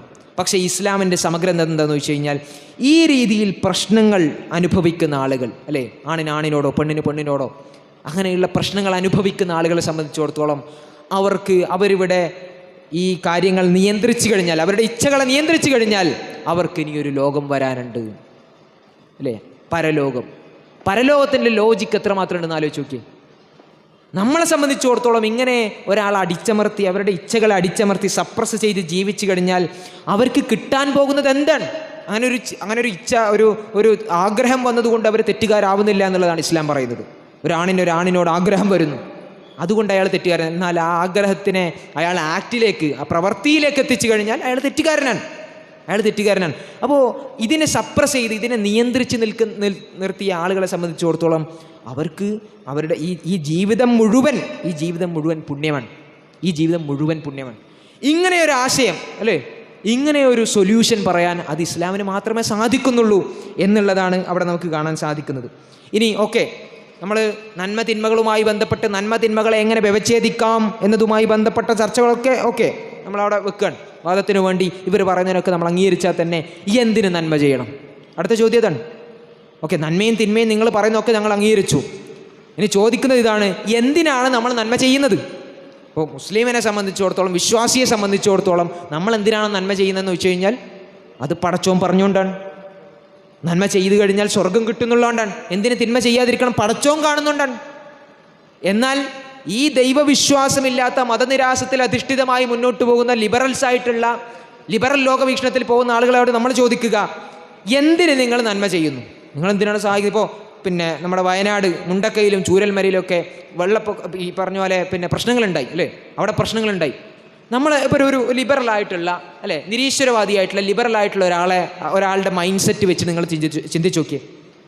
അവിടെ പോയിട്ട് നമ്മൾ എന്തിനാണ് സഹായിക്കുന്നത്? നമ്മളെന്തിനാണ് അവിടെ പോയി സഹായിക്കുന്നത്? അവിടെ ഇങ്ങനെ ചെളിയിൽ പൂണ്ട് കാലൊക്കെ അങ്ങനെ ആകെ വൃത്തികേടായി നമ്മൾ എന്തിനാണ് ഇങ്ങനെ വെറുതെ കുറേ കാര്യങ്ങൾ തലയിൽ വെക്കുന്നത്? നമ്മൾക്ക് എന്ത് കിട്ടാനാണ്? അവിടെയാണ് ഒരു നന്മ മനുഷ്യനെ കൊണ്ട് ചെയ്യിപ്പിക്കണമെങ്കിൽ അത് മതത്തിന് മാത്രമേ സാധിക്കൂ എന്നുള്ളതാണ്.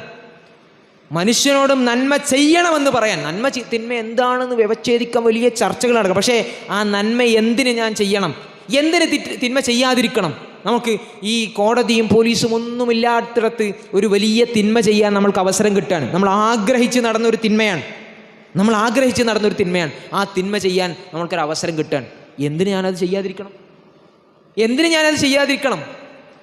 നോക്കൂ, ഇതേ കാര്യമാണ് ഇന്നത്തെ സൊസൈറ്റിയിൽ, ഇന്നത്തെ സമൂഹത്തിൽ കുട്ടികളുമായി ബന്ധപ്പെട്ടിട്ടുള്ള ചർച്ചകളിൽ നമുക്ക് കാണാൻ കഴിയുന്നത്.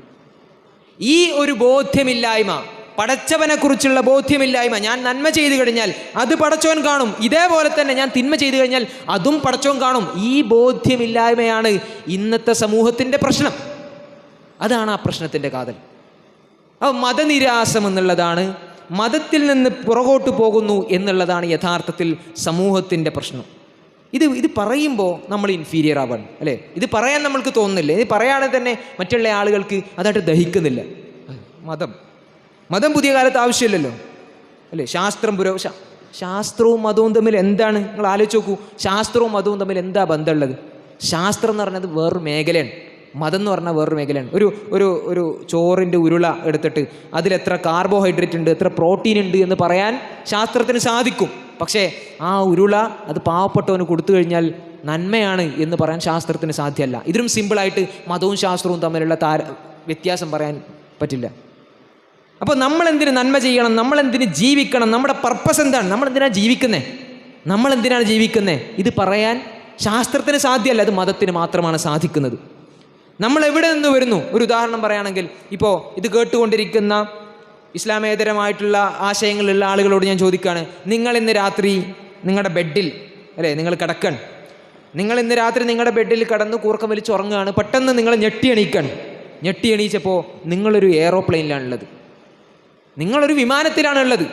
ആ വിമാനം സഞ്ചരിക്കുന്ന ഒരു വിമാനത്തിൻ്റെ ഉള്ളിൽ നിങ്ങളിങ്ങനെ അവിടുത്തെ എ സിയും കൊണ്ട് ഇങ്ങനെ ഇരിക്കുകയാണ്.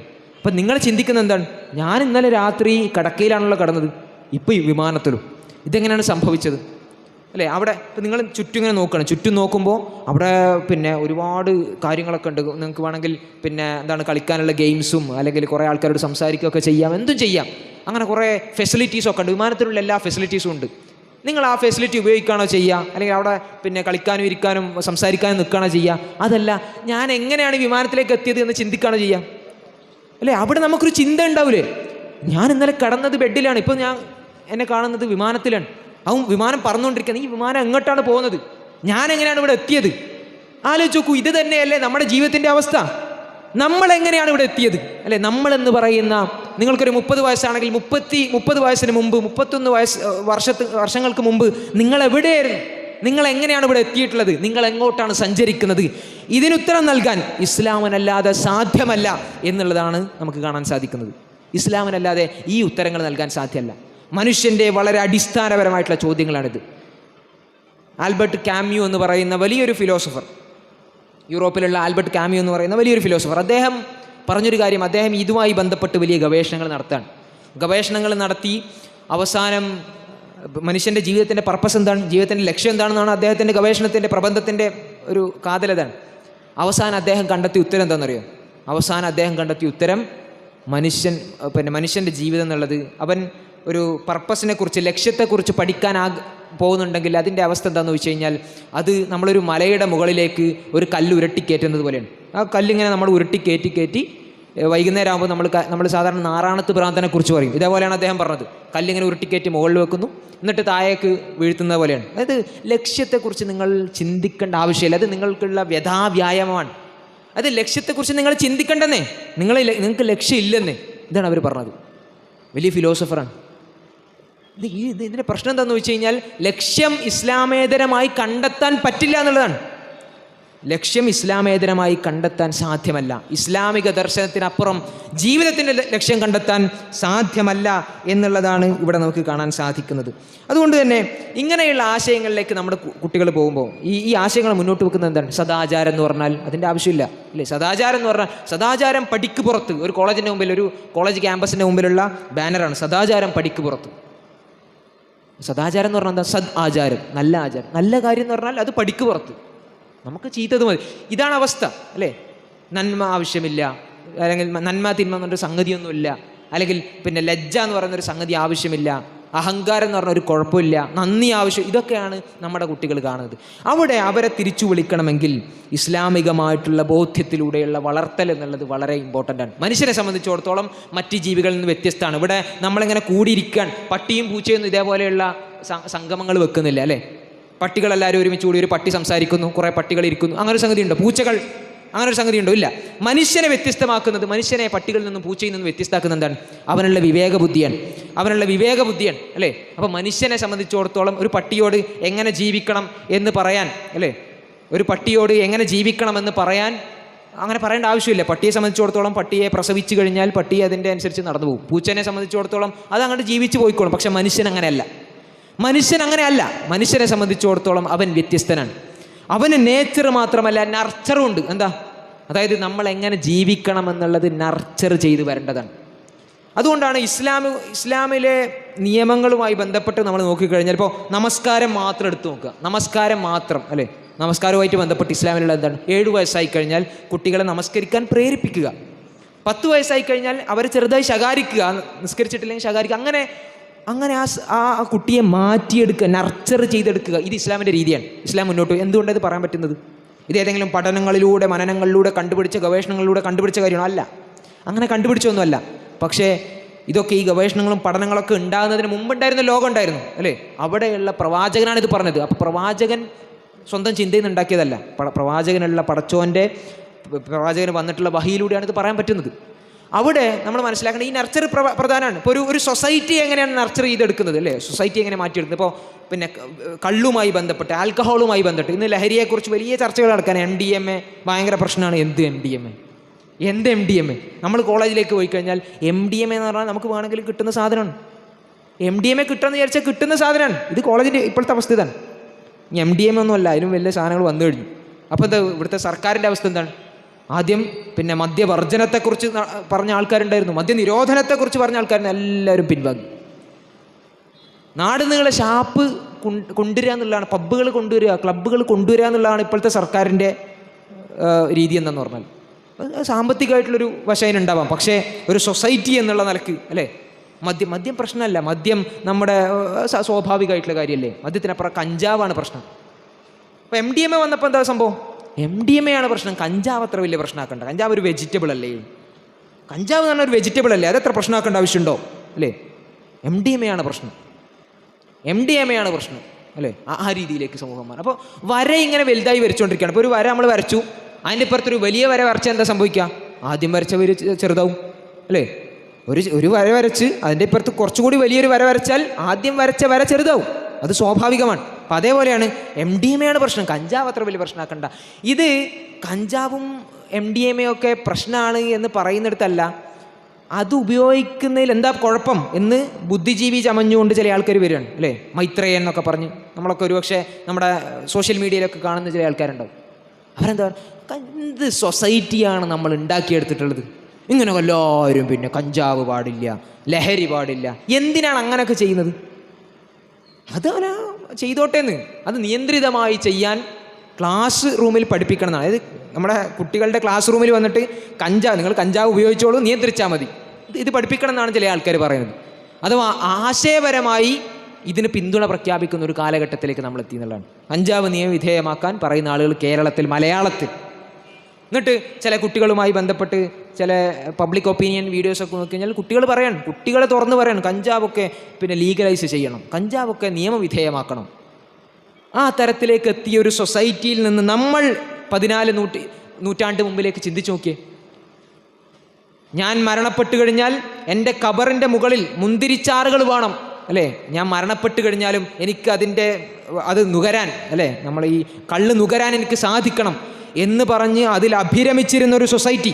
ജാഹിലിയ കാലഘട്ടത്തിൽ ഈ പറയുന്ന ലഹരിയിൽ അഭിരമിച്ചിരുന്നൊരു സമൂഹം.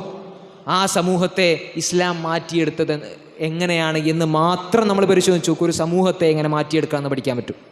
ഒരു സമൂഹത്തെ എങ്ങനെ മാറ്റിയെടുക്കാമെന്ന് പഠിക്കാൻ പറ്റും. ഇസ്ലാം ചെയ്തെന്താണ്? ആദ്യം അവരോട് പറയാണ്, കുറച്ച് നമ്മളിത് കുറക്കണ്ടേന്ന് വയ്ക്കാണ്. നമ്മൾ ഈ പറയുന്ന ഈ മദ്യപാനം കുറക്കണ്ടേന്ന്. പിന്നെ ചോദിക്കുന്നത് എന്താണ്? നിങ്ങൾ നമസ്കരിക്കുമ്പോൾ മദ്യപിച്ചു കൊണ്ട് വരരുത് എന്ന് പറയണം. അപ്പോൾ നമസ്കരിക്കുമ്പോൾ മദ്യപിച്ചു കൊണ്ട് വരരുത് എന്ന് പറഞ്ഞാൽ എൻ്റെ അവസ്ഥ എന്താണ്? നിസ്കാരം എന്ന് പറഞ്ഞാൽ 5 നേരമുണ്ട്. 5 നേരത്തെ നിസ്കാരത്തിൽ സുബൈക്ക് കഴിഞ്ഞാൽ ചിലപ്പം കള്ളുടിക്കാൻ പറ്റും. പക്ഷേ ദുഹർ കഴിഞ്ഞാൽ പിന്നെ കള്ളുടിച്ചാൽ അസറിന് ജമാഅത്ത് കിട്ടൂല. അസർ കഴിഞ്ഞാൽ പിന്നെ കള്ളുടിച്ചാൽ മഗ്‌രിബിന് ജമാഅത്ത് കിട്ടൂല. മഗ്‌രിബ് കഴിഞ്ഞാൽ കള്ളുടിച്ചാൽ പിന്നെ ഇശാക്ക് ജമാഅത്ത് കിട്ടൂല. ആ തരത്തിലേക്ക് അവരെ മെല്ലെ മാറ്റിയെടുക്കണം. നിങ്ങൾ നിസ്കരിക്കാൻ പോകുമ്പോൾ മദ്യപിക്കല്ലേ എന്ന് പറയണം. പിന്നെ അവസാനം എന്ത് ചെയ്യാണ്? നിങ്ങൾക്ക് വിരമിക്കാറായില്ലേ എന്നൊരു ചോദ്യം വന്നതോടുകൂടി ആ സമൂഹത്തിൽ സംഭവിച്ചെന്താണ്? മദ്യത്തിൻ്റെ വലിയ വീപ്പകളുണ്ടായിരുന്ന ആളുകൾ അത് ആ വീപ്പകൾ പൊട്ടിച്ച് മദീനയുടെ തെരുവീതികളിലൂടെ മദ്യത്തിൻ്റെ പിന്നെ പുഴ ഒഴുകി എന്നാണ് പറഞ്ഞത്. അത് നമുക്ക് ചരിത്രത്തിൽ കാണാൻ പറ്റും. ആ രീതിയിൽ ഒരു സൊസൈറ്റിയെ മാറ്റിയെടുക്കുന്നതാണ് യഥാർത്ഥത്തിൽ എവിടെയൊക്കെ നമുക്ക് കാണാൻ സാധിക്കുന്നത്. ഒരു സമൂഹത്തെ എങ്ങനെ മാറ്റിയെടുക്കണം അല്ലെ, ഒരു സമൂഹത്തെ എങ്ങനെ മാറ്റിയെടുക്കണം എന്നതിൻ്റെ ഉദാഹരണങ്ങളാണ് നമുക്കവിടെ കാണാൻ സാധിക്കുന്നത്. അത് യഥാർത്ഥത്തിൽ ഇന്നത്തെ സമൂഹത്തിൽ ലാക്ക് ചെയ്യാൻ അങ്ങനെ ഒരു സംഗതി ഇന്നത്തെ സമൂഹത്തിൽ നമ്മൾക്ക് കാണാൻ സാധിക്കുന്നില്ല. മറിച്ച് നമ്മുടെ ഇഷ്ടങ്ങൾ എന്താണോ ആ ഇഷ്ടത്തിൻ്റെ പുറകെ നമ്മൾ പോകണം എന്നുള്ളിടത്തേക്ക് നമ്മൾ പോകുന്നു എന്നുള്ളിടത്താണ് പ്രശ്നം കാണുന്നത്. അവിടെയാണ് ഇസ്ലാം പറയുന്ന ഓരോ കാര്യവും. ഞാൻ നേരത്തെ പറഞ്ഞാൽ വൈയക്തികമായി ഒരു മനുഷ്യനെ എങ്ങനെ മാറ്റിയെടുക്കല്ലേ, ഒരു നർച്ചറിങ്ങിലൂടെ അവനെ എങ്ങനെ, ഇപ്പോൾ നിസ്കരിക്കാനാണെങ്കിലും നോമ്പോക്കാനാണെങ്കിലും എങ്ങനെ ഒരു മനുഷ്യനെ എങ്ങനെ മാറ്റിയെടുക്കാം അല്ലേ. അപ്പോൾ ചരിത്രത്തിലേക്ക് തന്നെ നമ്മൾ നോക്കിക്കഴിഞ്ഞാൽ ബിലാൽ റളിയല്ലാഹുവിനുമായി ബന്ധപ്പെട്ടുകൊണ്ടുള്ള ഒരു ചരിത്രത്തിൽ നമുക്ക് കാണാൻ പറ്റും. ബിലാൽ റളിയല്ലാഹുവിനോട് ഒരു സംഘടന ഉണ്ടായിരുന്ന സമയത്ത് ഒരു സ്വഹാബി അദ്ദേഹം കറുത്തവളുടെ മകനെ എന്ന് ബിലാൽ റളിയല്ലാഹുവിനെ വിളിക്കുന്നുണ്ട്. അപ്പോൾ ബിലാൽ റളിയല്ലാഹു വല്ലാതെ വിഷമിച്ച് റസൂലിനോട് ഈ സങ്കടം പറയാണ്. അപ്പോൾ റസൂൽ സല്ലല്ലാഹു അലൈഹി വസല്ലം ഇത് കേട്ടപ്പോൾ വല്ലാതെ ദേഷ്യപ്പെട്ടു. എന്നിട്ട് ഇദ്ദേഹം ഈ വിളിച്ച സ്വഹാബി അദ്ദേഹത്തോട് ഈ വിവരം പറഞ്ഞ സമയത്ത് അദ്ദേഹത്തിൻ്റെ അവസ്ഥ എന്തായിരുന്നു? അദ്ദേഹം ബിലാൽ റളിയല്ലാഹുവിൻ്റെ കാൽക്കലേക്ക് വീഴാണ്. ലിറ്ററലി കാൽക്കലേക്ക് വീഴാണ്. എനിക്ക് പുറത്തു തരണം എന്നാണ്. താങ്കളുടെ ബിലാൽ റളിയല്ലാഹുവിൻ്റെ കാല് എൻ്റെ മുഖത്ത് വെക്കൂ. അത്രത്തോളം വലിയൊരു പാതകമാണ് ഞാൻ ചെയ്തത്. ഇന്നത്തെ സമൂഹത്തിൽ നമ്മൾ പൊളിറ്റിക്കൽ കറക്റ്റ്നെസ്സിനെ കുറിച്ച് സംസാരിക്കണം. മനുഷ്യനെ നിറത്തിൻ്റെ പേരിൽ, വർഗത്തിൻ്റെ പേരിൽ, വർണ്ണത്തിൻ്റെ പേരിൽ, അയാളുടെ രൂപത്തിൻ്റെ പേരിൽ അതിനൊന്നും നമ്മൾ കളിയാക്കാൻ പാടില്ല, പരിഹസിക്കാൻ പാടില്ല. പൊളിറ്റിക്കലി നമ്മൾ കറക്റ്റായിരിക്കണം. പൊളിറ്റിക്കൽ ഇൻകറക്റ്റ്നെസ്സിനെ കുറിച്ച് പുതിയ കാലഘട്ടമാണ് നമ്മൾ സംസാരിക്കണം എന്നൊക്കെ പറയുമ്പോൾ ഈ പൊളിറ്റിക്കൽ കറക്റ്റ്നെസ്സൊക്കെ എത്രയോ കാലം മുമ്പേ ഇസ്ലാം പഠിപ്പിച്ചു എന്നുള്ളത് അവിടെ നമുക്ക് കാണാൻ പറ്റും അല്ലേ. നീഗ്രോ ആയിട്ടുള്ള നീഗ്രോകൾ എന്ന് പറഞ്ഞാൽ അന്നത്തെ കാലഘട്ടത്തിൽ നമ്മൾ നോക്കുമ്പോൾ നീഗ്രോകൾ എന്ന് പറഞ്ഞു കഴിഞ്ഞാൽ അടിമകളായിട്ടുള്ള ആളുകളാണ് കൂടുതലും നീഗ്രോകൾ ഉണ്ടാവുക. അടിമകളായിട്ടുള്ള ആളുകൾ നീഗ്രോകളായിരിക്കും. നീഗ്രോ ആയിട്ടുള്ള ഒരാളാണ് നിങ്ങളുടെ മുകളിൽ, നിങ്ങളുടെ ഭരണാധികാരിയായി വരുന്നുണ്ടെങ്കിൽ പോലും അദ്ദേഹത്തെ നിങ്ങൾ അനുസരിച്ചിരിക്കണം എന്ന് പഠിപ്പിച്ച മതമാണ്. എന്ന് പഠിപ്പിച്ച മതമാണ്. ആ മതത്തിന് മാത്രമേ സമൂഹത്തെ മാറ്റാൻ സാധിക്കൂ. അപ്പോൾ ഞാൻ പറഞ്ഞതെന്ന് വെച്ച് കഴിഞ്ഞാൽ നമ്മുടെ വിദ്യാർത്ഥികൾക്ക് ഒരുപാട് പ്രശ്നങ്ങളുണ്ട്. വിദ്യാർത്ഥികൾ പിന്നെ സമൂഹത്തിൽ മൊത്തം പ്രശ്നമാണ്. പുതിയ തലമുറ പറഞ്ഞാൽ മൊത്തം പ്രശ്നമാണ്. നിങ്ങൾ ആലോചിച്ച് നോക്കൂ, ഈ മുസ്ലിയാരങ്ങാടിയിൽ ഈ എടക്കരയിൽ ഉള്ള കുട്ടികളുടെ എണ്ണം ഒരു 10,000 കുട്ടികളുടെ വെക്കുക. ഈ 10,000 കുട്ടികൾ മോശമാണോ? അല്ലല്ലോ. ഈ 10,000 കുട്ടികൾ മോശമൊന്നും അല്ലല്ലോ. ഒരു 50 അല്ലെങ്കിൽ 20 100 കുട്ടികളല്ലേ ഉണ്ടാവും. നമ്മൾ ഈ മോശം എന്ന് വിളിക്കുന്ന കുട്ടികൾ തന്നെ അത്രയല്ലേ ഉണ്ടാവും. അപ്പോൾ സമൂഹത്തെ മൊത്തത്തിൽ അടച്ചാക്ഷേപിച്ച് പിന്നെ സമൂഹം വല്ലാണ്ട് പിന്നെ പോയി, ഇനി നമുക്കൊന്നും ചെയ്യാൻ കഴിയില്ല എന്നുള്ള ഒരു ചിന്തയല്ല യഥാർത്ഥത്തിൽ. ഒപ്റ്റിമിസ്റ്റിക് ആയിട്ടുള്ളൊരു ചിന്തയാണ് നമുക്ക് വേണ്ടത്. ഒപ്റ്റിമിസ്റ്റിക് ആയിട്ടുള്ളൊരു ചിന്തയാണ് നമുക്ക് ആവശ്യം. സമൂഹത്തിനെ മാറ്റാൻ നമുക്ക് സാധിക്കും. അതിനുള്ള ടൂള് നമ്മുടെ കയ്യിലുണ്ട്, അതിനുള്ള ആയുധം നമ്മുടെ കയ്യിലുണ്ട്. അത് ഇസ്ലാമാണ്. ഇസ്ലാം നമ്മുടെ കയ്യിലുണ്ട്. ആ ഇസ്ലാം നമ്മുടെ കയ്യിലുള്ളിടത്തോളം കാലം ഇസ്ലാം എന്നുള്ളത് സാർവകാലികമാണ്, സാർവലൗകികവും സാർവകാലികവുമാണ്. അല്ലേ? സാർവകാലികമാണ്. എല്ലാ കാലത്തേക്കുമുള്ള സൊല്യൂഷൻസ് അതിൻ്റെ ഉള്ളിലുണ്ട്. അതിൻ്റെ ഉള്ളിലുണ്ട്. അതുകൊണ്ട് തന്നെ നമ്മളെ സംബന്ധിച്ചിടത്തോളം നമ്മളിങ്ങനെ പരിതപിക്കേണ്ട ഒരു ആവശ്യം നമ്മൾക്കില്ല. അങ്ങനെ പരിതപിച്ച് ആകെ പെസിമിസ്റ്റിക്കായി ഒന്നും നടക്കാൻ പോകുന്നില്ല. ഈ സമൂഹം കുട്ടിച്ചോറാവുകയാണ്. അല്ലേ? നമ്മുടെ മുസ്ലിം സമുദായത്തിൽ തന്നെയുള്ള പിന്നെ ലിബറലിസം എന്നൊക്കെ പറഞ്ഞാൽ നമ്മൾ വിചാരിക്കുന്നത് ഐ ആം എ ലിബറൽ, അല്ലേ, ഞാൻ ഒരു ലിബറലാണെന്ന് പറഞ്ഞിട്ട് നമ്മുടെ കുട്ടികളുടെ അടുത്തേക്ക് ആരും വരുന്നില്ല. ലിബറലിസം നമ്മുടെ കുട്ടികളിലേക്ക് വരുന്നത് അവരറിയാതെയാണ്. നമ്മുടെ കുട്ടികൾ യഥാർത്ഥത്തിൽ അതിൻ്റെ ഇരകളാണ്. എന്നെ പോലും നിങ്ങളെപ്പോലും ഒരുപക്ഷെ ലിബറലിസം ചെറിയ തോതിലെങ്കിലും ബാധിച്ചിരിക്കാം. അല്ലേ? ലിബറലിസം എന്നുള്ളത് ഇപ്പോൾ നമ്മൾ സാധാരണ പറയുമല്ലോ, ഫാഷിസത്തെക്കുറിച്ച് നമ്മൾ ഒരുപാട് പറയും. വഖഫുമായി ബന്ധപ്പെട്ടുള്ള വിവാദങ്ങൾ, വഖഫ് ഭേദഗതി നിയമവുമായി ബന്ധപ്പെട്ട് ഒരുപാട് ചർച്ചകൾ നടന്നുകൊണ്ടിരിക്കുകയാണ്. അല്ലേ? ഫാഷിസം എങ്ങനെയാണ് നമ്മുടെ ഇവിടെയുള്ള മുസ്ലിങ്ങളുടെ ഇവിടെയുള്ള ഭരണഘടനയെ അടക്കം പിന്നെ അതിനെ നോക്കുകുറ്റിയാക്കിക്കൊണ്ട് അവിടെ ഫാഷിസം വർക്ക് ചെയ്യുന്നത് എന്ന് നമ്മൾ ചർച്ച ചെയ്യാണ്. അല്ലെ? ഫാഷിസം വലിയ പ്രശ്നമാണ്. ശരിയാണ്, ഫാഷിസം എന്ന് പറയുന്ന വലിയൊരു വിപത്ത് നമ്മുടെ മുന്നിലുണ്ട്, ശരിയാണ്. പക്ഷേ അതിനെപ്പോലെ തന്നെ നമ്മൾ ട്രീറ്റ് ചെയ്യേണ്ട, നമ്മൾ കാണേണ്ട മറ്റൊരു വിഷയമാണ് ലിബറലിസം എന്നുള്ളത്. ഫാഷിസത്തെ സംബന്ധിച്ചിടത്തോളം അത് നമ്മുടെ മുന്നിലേക്ക് വരുന്നത് നേർക്ക് നേരായിരിക്കും. അല്ലേ? ഒരു ഉദാഹരണം പറയുകയാണെങ്കിൽ, ഒരു കടുവ നമ്മുടെ മുന്നിലേക്ക് വരുമ്പോൾ, അല്ലെങ്കിൽ കടുവ അവിടെ നിന്ന് വരുമ്പോൾ നമുക്കറിയാം അത് കടുവ വരുന്നുണ്ട്. അപ്പോൾ നമുക്ക് അതിനുള്ള പ്രിക്കോഷൻസ് എടുക്കാൻ പറ്റും. നമ്മൾ മാറി നിൽക്കേ എന്താണെന്ന് വെച്ചാൽ നമുക്ക് ചെയ്യാൻ പറ്റും. പക്ഷേ നിങ്ങൾ ആലോചിക്കും, ഒരു കൊതുക് ആ കൊതുക് നമ്മുടെ അടുത്തേക്ക് സ്ഥിരം നമ്മുടെ കൂടെയുള്ള സന്തത സഹചാരിയല്ലേ? അല്ലേ? നമ്മൾ ഫുഡ് കഴിക്കുമ്പോഴാണെങ്കിലും നമ്മൾ കിടക്കുമ്പോഴാണെങ്കിലും ഉറങ്ങുമ്പോഴാണെങ്കിലും എപ്പം നമ്മുടെ കൂടെയുള്ള സാധനമാണ് കൊതുക്. അപ്പോൾ അതുകൊണ്ട് തന്നെ കൊതുകിനെ നമ്മൾ വലിയ കാര്യമായിട്ട് എടുക്കില്ല. കടുവ വരുമ്പോൾ നമുക്ക് അറിയും, പക്ഷേ കൊതുകിനെ നമ്മൾ വലിയ കാര്യമായിട്ട് എടുക്കില്ല. ഇതേപോലെയാണ് ഫാഷിസവും ലിബറലിസവും. ശരിയാണ്, കടുവ വരുമ്പോൾ നമ്മൾ മാറി നിൽക്കണം, നമ്മൾ പ്രിക്കോഷൻസ് എടുക്കണം. ശരിയാണ്, ഫാഷിസം വരുമ്പോൾ നമ്മളത് മനസ്സിലാക്കി അതിന് വേണ്ട കാര്യങ്ങൾ നമ്മൾ ചെയ്യണം. ഇതേപോലെ ലിബറലിസം യഥാർത്ഥത്തിൽ ഒരു കൊതുകിനെ പോലെയാണ്. അത് നമ്മളറിയാതെ നമ്മുടെ ചുറ്റും എപ്പോഴും ഉണ്ടാകും. ഇനി ഒരു വർഷത്തിൽ കടുവ പിന്നെ പിടിച്ചുകൊണ്ട് മരണപ്പെടുന്ന പിന്നെ മനുഷ്യരുടെ കണക്കും കൊതുക് ജനകമായിട്ടുള്ള രോഗങ്ങൾ കാരണം മരണപ്പെടുന്ന മനുഷ്യരുടെ കണക്കും നിങ്ങൾ നോക്കുമോ? ഏതാ കൂടുതലുണ്ടാവുക? കൊതുക് ജനകമായിട്ടുള്ള രോഗങ്ങൾ കാരണം മരണപ്പെടുന്ന ആൾക്കാരായിരിക്കും. കാരണം അത് നമ്മൾ വലിയ കാര്യമായിട്ട് എടുക്കുന്നില്ല. ഇതുപോലെയാണ് ലിബറലിസത്തിൻ്റെ അവസ്ഥ. അതുകൊണ്ട് ഞാൻ പറഞ്ഞതെന്ന് വെച്ച് കഴിഞ്ഞാൽ, നമ്മൾക്ക് കൃത്യമായിട്ടുള്ള ഇസ്ലാമികമായിട്ടുള്ള അധ്യാപനങ്ങൾ, ഞാൻ ഇസ്ലാമികം എന്ന് പറയുമ്പോൾ പല ആൾക്കാരും ഇസ്ലാമിക മതപരമായിട്ടുള്ളതെന്ന് പറഞ്ഞപ്പോൾ ശരിയല്ല. കാരണം ഏത് വിഷയത്തിലും ഏറ്റവും അറ്റ്മോസ്റ്റായിട്ട് പറയാൻ ഇസ്ലാമിന് മാത്രമേ പലപ്പോഴും സാധിക്കുന്നുള്ളൂ എന്നുള്ളതാണ്. അത് മാത്രമേ സൊല്യൂഷനായിട്ട് വരുന്നുള്ളൂ എന്നുള്ളതാണ് നമുക്ക് കാണാൻ പറ്റുന്നത്. അപ്പോൾ ഇസ്ലാമികമായിട്ടുള്ള അധ്യാപനങ്ങൾ അത് നമ്മുടെ കുട്ടികളിലേക്ക് എത്തുക എന്നുള്ളത് പ്രധാനമാണ്. ഈ വിസ്ഡം സ്റ്റുഡൻസിനെ സംബന്ധിച്ചിടത്തോളം നമ്മൾ ഈ വരുന്ന മെയ് 11 2025 മെയ് 11 പെരിന്തൽമണ്ണയിൽ വെച്ച് നടത്തുന്ന കേരള സ്റ്റുഡൻസ് കോൺഫറൻസ്, കേരളത്തിലെ വിദ്യാർത്ഥികളെല്ലാവരും, ഒരു ഹൈസ്കൂൾ പ്രായം മുതൽ അങ്ങോട്ടുള്ള എല്ലാ വിദ്യാർത്ഥികൾക്കും കടന്നു വരാവുന്ന ഒരു സമ്മേളനം, ഒരു മഹാസംഗമം നമ്മൾ പ്രഖ്യാപിച്ചിരിക്കുകയാണ്. ആ സമ്മേളനത്തിൻ്റെ പ്രത്യേകത എന്താണെന്ന് വെച്ച് കഴിഞ്ഞാൽ, ഈ രീതിയിലുള്ള വിഷയങ്ങളാണ് നമ്മളവിടെ സംസാരിക്കുന്നത്. ഈ തരത്തിലുള്ള വിഷയങ്ങളുമായി ബന്ധപ്പെട്ട ചർച്ചകളും സംവാദങ്ങളും ഒക്കെയാണ് അവിടെ നടക്കുന്നത്. മെയ് 11 അതിൻ്റെ ഏറ്റവും അവസാനത്തെ സംഘമാണെങ്കിൽ മെയ് 6 മുതൽ തന്നെ ഈ സമ്മേളന നഗരിയിൽ, പെരിന്തൽമണ്ണയിലെ സമ്മേളന നഗരിയിൽ എക്സിബിഷൻ അടക്കമുള്ള കാര്യങ്ങൾ അവിടെ ഉണ്ട്. അപ്പം അതിലേക്ക് നമ്മുടെ കുട്ടികൾ എത്തണം. അല്ലേ? നമ്മൾ ഇവിടെ ഇരിക്കുന്ന വിദ്യാർത്ഥികളെ സംബന്ധിച്ചിടത്തോളം നമ്മളെത്തണം, ഇവിടെയുള്ള രക്ഷിതാക്കളെ സംബന്ധിച്ചിടത്തോളം നിങ്ങളുടെ കുട്ടികളെത്തണം. ഈ പറയുന്ന ആശയപരമായിട്ടുള്ള കാര്യങ്ങളെ, ലിബറലിസത്തെയും ഫെമിനിസത്തെയും കമ്മ്യൂണിസത്തെയും അല്ലെങ്കിൽ ഈ രീതിയിലുള്ള ആശയങ്ങളെ പ്രതിരോധിക്കണമെങ്കിൽ അതിന് ആശയപരമായിട്ടുള്ള ബാറ്റൺ, ആശയപരമായിട്ടുള്ള ടൂൾ അവരുടെ കയ്യിലുണ്ടാവണം. അതിന് എല്ലാവരെയും ക്ഷണിച്ചുകൊണ്ട് ഞാൻ എൻ്റെ സംസാരം അവസാനിപ്പിക്കുകയാണ്. വാഖിർ ദഅ്വാനാ അൽഹംദുലില്ലാഹി റബ്ബിൽ ആലമീൻ. അസ്സലാമു അലൈക്കും വറഹ്മത്തുള്ളാഹി.